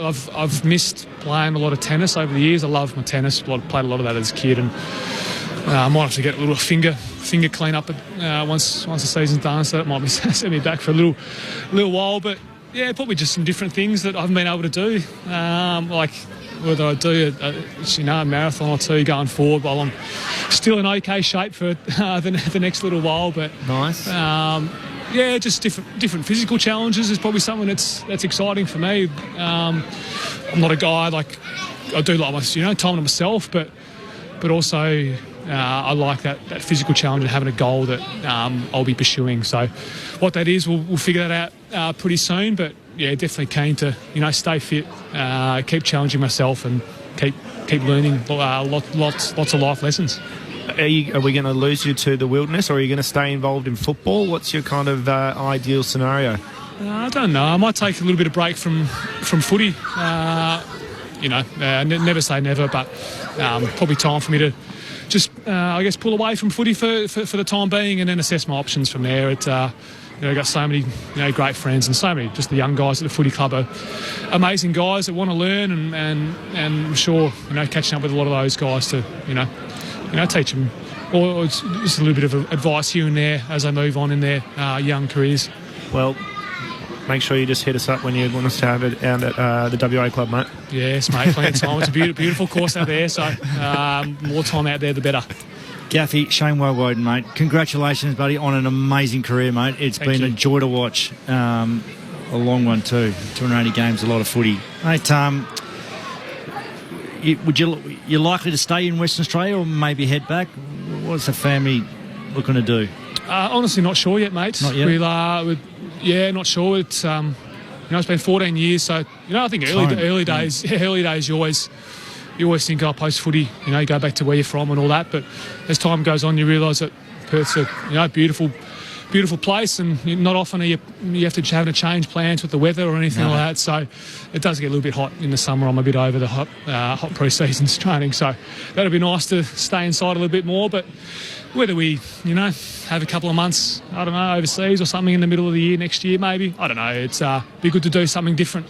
Maybe some strawberries and cream at Wimbledon, or the British Open in Northern Ireland next year would be something nice to go to. So bucket list items. Yeah, some of those things that just haven't been able to do for, I guess my adult life, and looking forward to hopefully doing a few of those things. Yeah, exciting next chapter. What are you going to miss mostly about the footy club? I think the locker room. I mean, everyone says that, but I think we've got a really good bunch of guys that are really keen to learn, but also have that balance that when it's time to switch off, they enjoy themselves. So I think we do have a really good balance of experience, but also youth, and also probably game day. Yeah, it's miss that adrenaline that you run out to, and the fans get behind you, and I guess that pride in your performance that I guess I've always had, and and that's probably why I talk about that next physical challenge that I'm going to aspire to do, whatever that is. As a professional footballer for so long, I feel like you sort of, it's ingrained in you to have someone to aspire to, and whilst I won't be getting the feedback that you just get every day as a footballer, that challenge to test yourself is something that I'll make sure I continue. It's been an incredible 14-year journey, and I'm sorry to put you on the spot here, but what's been a couple of highlights for you? Oh, I think just, big games in front of big crowds, Friday nights. I haven't played too many Friday nights the last couple of years, but some of the just away wins as well is something that I really, really, really treasure. And I guess probably the half an hour after in the rooms after a really good win is something that I'll also really miss, and it'll be pretty hard to replicate, I think, in a different job, and that's no doubt something that's going to be a challenge and a struggle at times once now the footy's done, but so many amazing moments and friendships that I'm so lucky to have with me and experienced. Andrew, Clint Wildner, it's been a wonderful career. Congratulations. The best and fairest winner at a footy club, twice an All-Australian. You played international rules.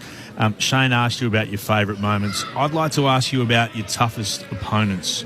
Who did you line up against and go, oh, no, not today? I'm trying to think for a guy that was sort of around me for a lot of my career. Like, used to get a little bit nervous when Mark Blitzards was on the wing, and he had me for one of the few blokes that had me for endurance, and he also definitely had me in the air and strength as well. So off the top of my head, a guy like him is, he's one of the most valuable players in the comp and has been for a little while, but a guy that was always, challenging to man up on as a winger. I always prided myself as having, as good an endurance as anyone, but I definitely can't claim that against Mark. So he's been an amazing player for so many years. And for all the teammates that you played with, all the greats, and some of the greats of this football club, who did you most like seeing either run towards you or run alongside you? Yeah, I reckon there's two off the top of my head. I mean, we've had so many champions, but Darren Glass and Dean Cox, I think, are the two guys that, you walked taller, especially as a younger guy, which I was. You walked taller with those guys. Next year, you knew that they were going to do their bit, and they'd do absolutely everything for the team. But it was never about themselves. They'd do everything for the team, and, they're probably two of the guys that, the highest sort of calibre profile at the footy club, and very lucky to have played with so many champions that I'll look back on and with even more, I guess, happiness. Do you feel fulfilled as a footballer as you exit the AFL?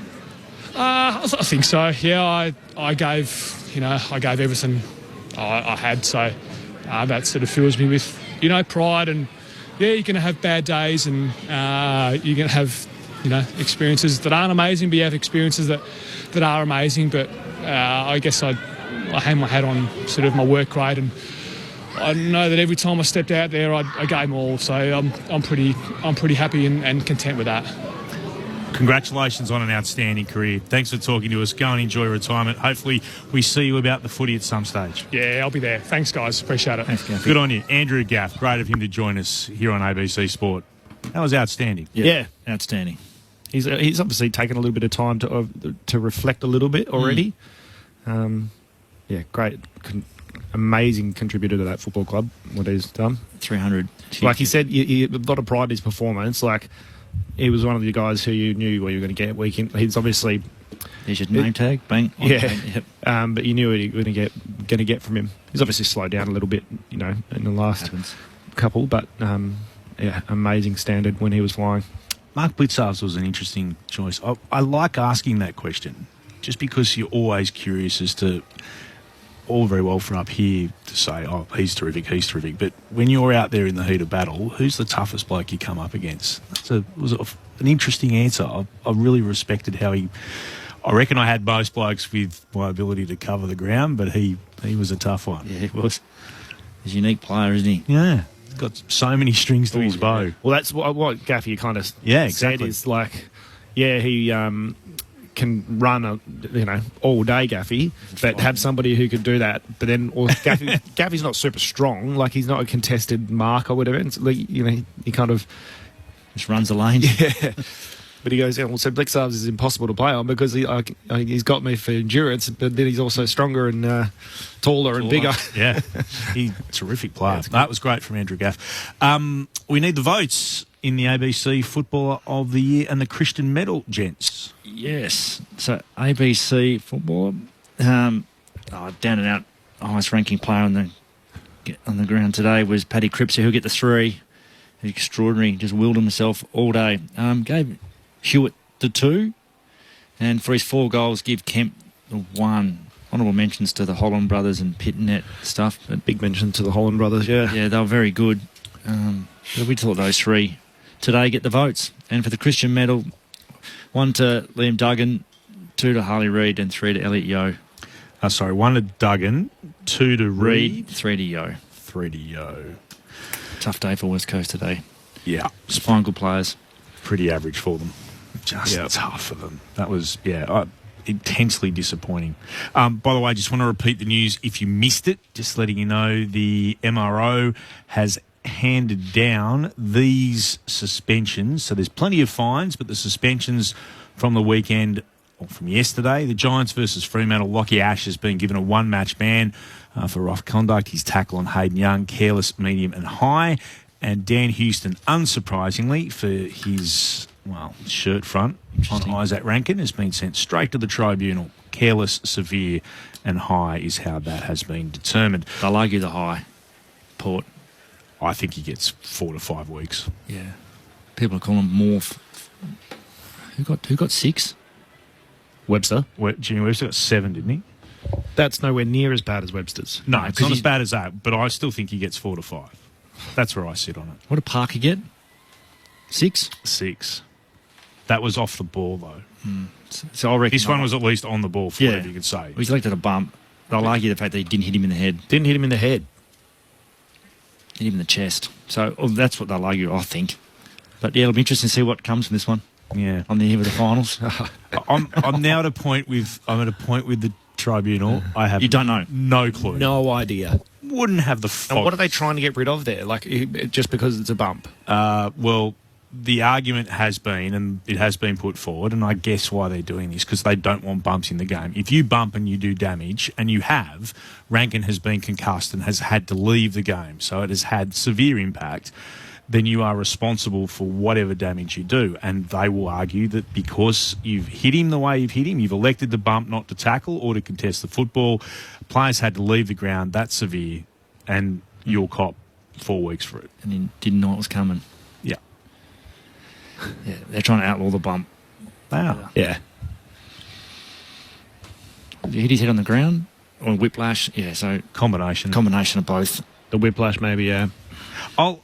I'm still more comfortable than some of the decisions about what the tackles are, which I still have no clue. And absolutely. And the video Imagine being a player now. Video evidence, have a look at this. This is how we want you to tackle. There's no difference except that guy hasn't smashed his head into the ground. Like, gee, that was he tackles in there, he's fine. Yeah. In that case. In that one? I agree. Yeah, he's fine. He's fine. He's elected to bump, therefore you wear it. And I'm prepared to live with that. Like, I really am. Take that out of the game, fine. We're no worse off not having the bump in the game. This is how the top 8 looks at the moment. The Sydney Swans are, I love this term, all but minor premiers on 64 points, percentage of 126.3. Port have 60 points, percentage of 114.2. The Giants are in third, 60 points, 111.7. The Cats in fourth, 56 points, 107.7. The Lions, fifth, 54 points, 121.6. This is where it gets interesting. The Bulldogs, 52 points, 123.8. And the Bulldogs next week, as I cast my eye across my list, have GWS in Ballarat. So that will be interesting for them. The Hawks, 52 points, 111.8. The Blues, 52 points, 110.7. Fremantle, the only side realistically who can now push their way into the 8. 50 points, 113.7 percentage. Doesn't really matter for Freo because of their draw. Collingwood, 48 points, but they've got a percentage of 100.1. So if they win, it only brings them level with Carlton, Hawthorn and the Bulldogs no matter what happens, and percentage will cost them. Yep. They've got to smack Melbourne. Well, they can't, by 200 and something points. That's not going to happen. It's just not going to happen. I'm sorry for Collingwood supporters. Fremantle, though, will have to beat Port Adelaide and then hope that either Carlton lose to St Kilda, that the Hawks lose to North Melbourne, that won't happen, and the Western Bulldogs lose to GWS, and that might happen. But what we love is it'll go down to the final week of the season to decide the game. The final game potentially of the season. We'll find out across what will be an enthralling round 24. Thanks very much for your company. Wrapping it up, the Bulldogs by 96 points over North Melbourne here on Sunday Footy on ABC Sport. The Hawks by 63 over the Tigers. And here in the West, the Baby Blues, they were beautiful to watch. They won by 65 points against the West Coast Eagles. And goodness me, Patrick Cripps, 3 Brownlow votes for him, 35 touches. Thanks for your company. Clint Wilden saying bye for now. Most magical time of the year, right? Footy season. This season you can get your footy live and ad-free on the ABC Listen app. Unbelievable. AFL, NRL, men's, women's. Whatever you fix, we've got you covered. Every goal, try, mark and tackle, called by ABC Sports expert commentary team. 100% pure footy, live and ad-free on the ABC Listen app. ABC Sport Digital Radio, your home of BBC Stump.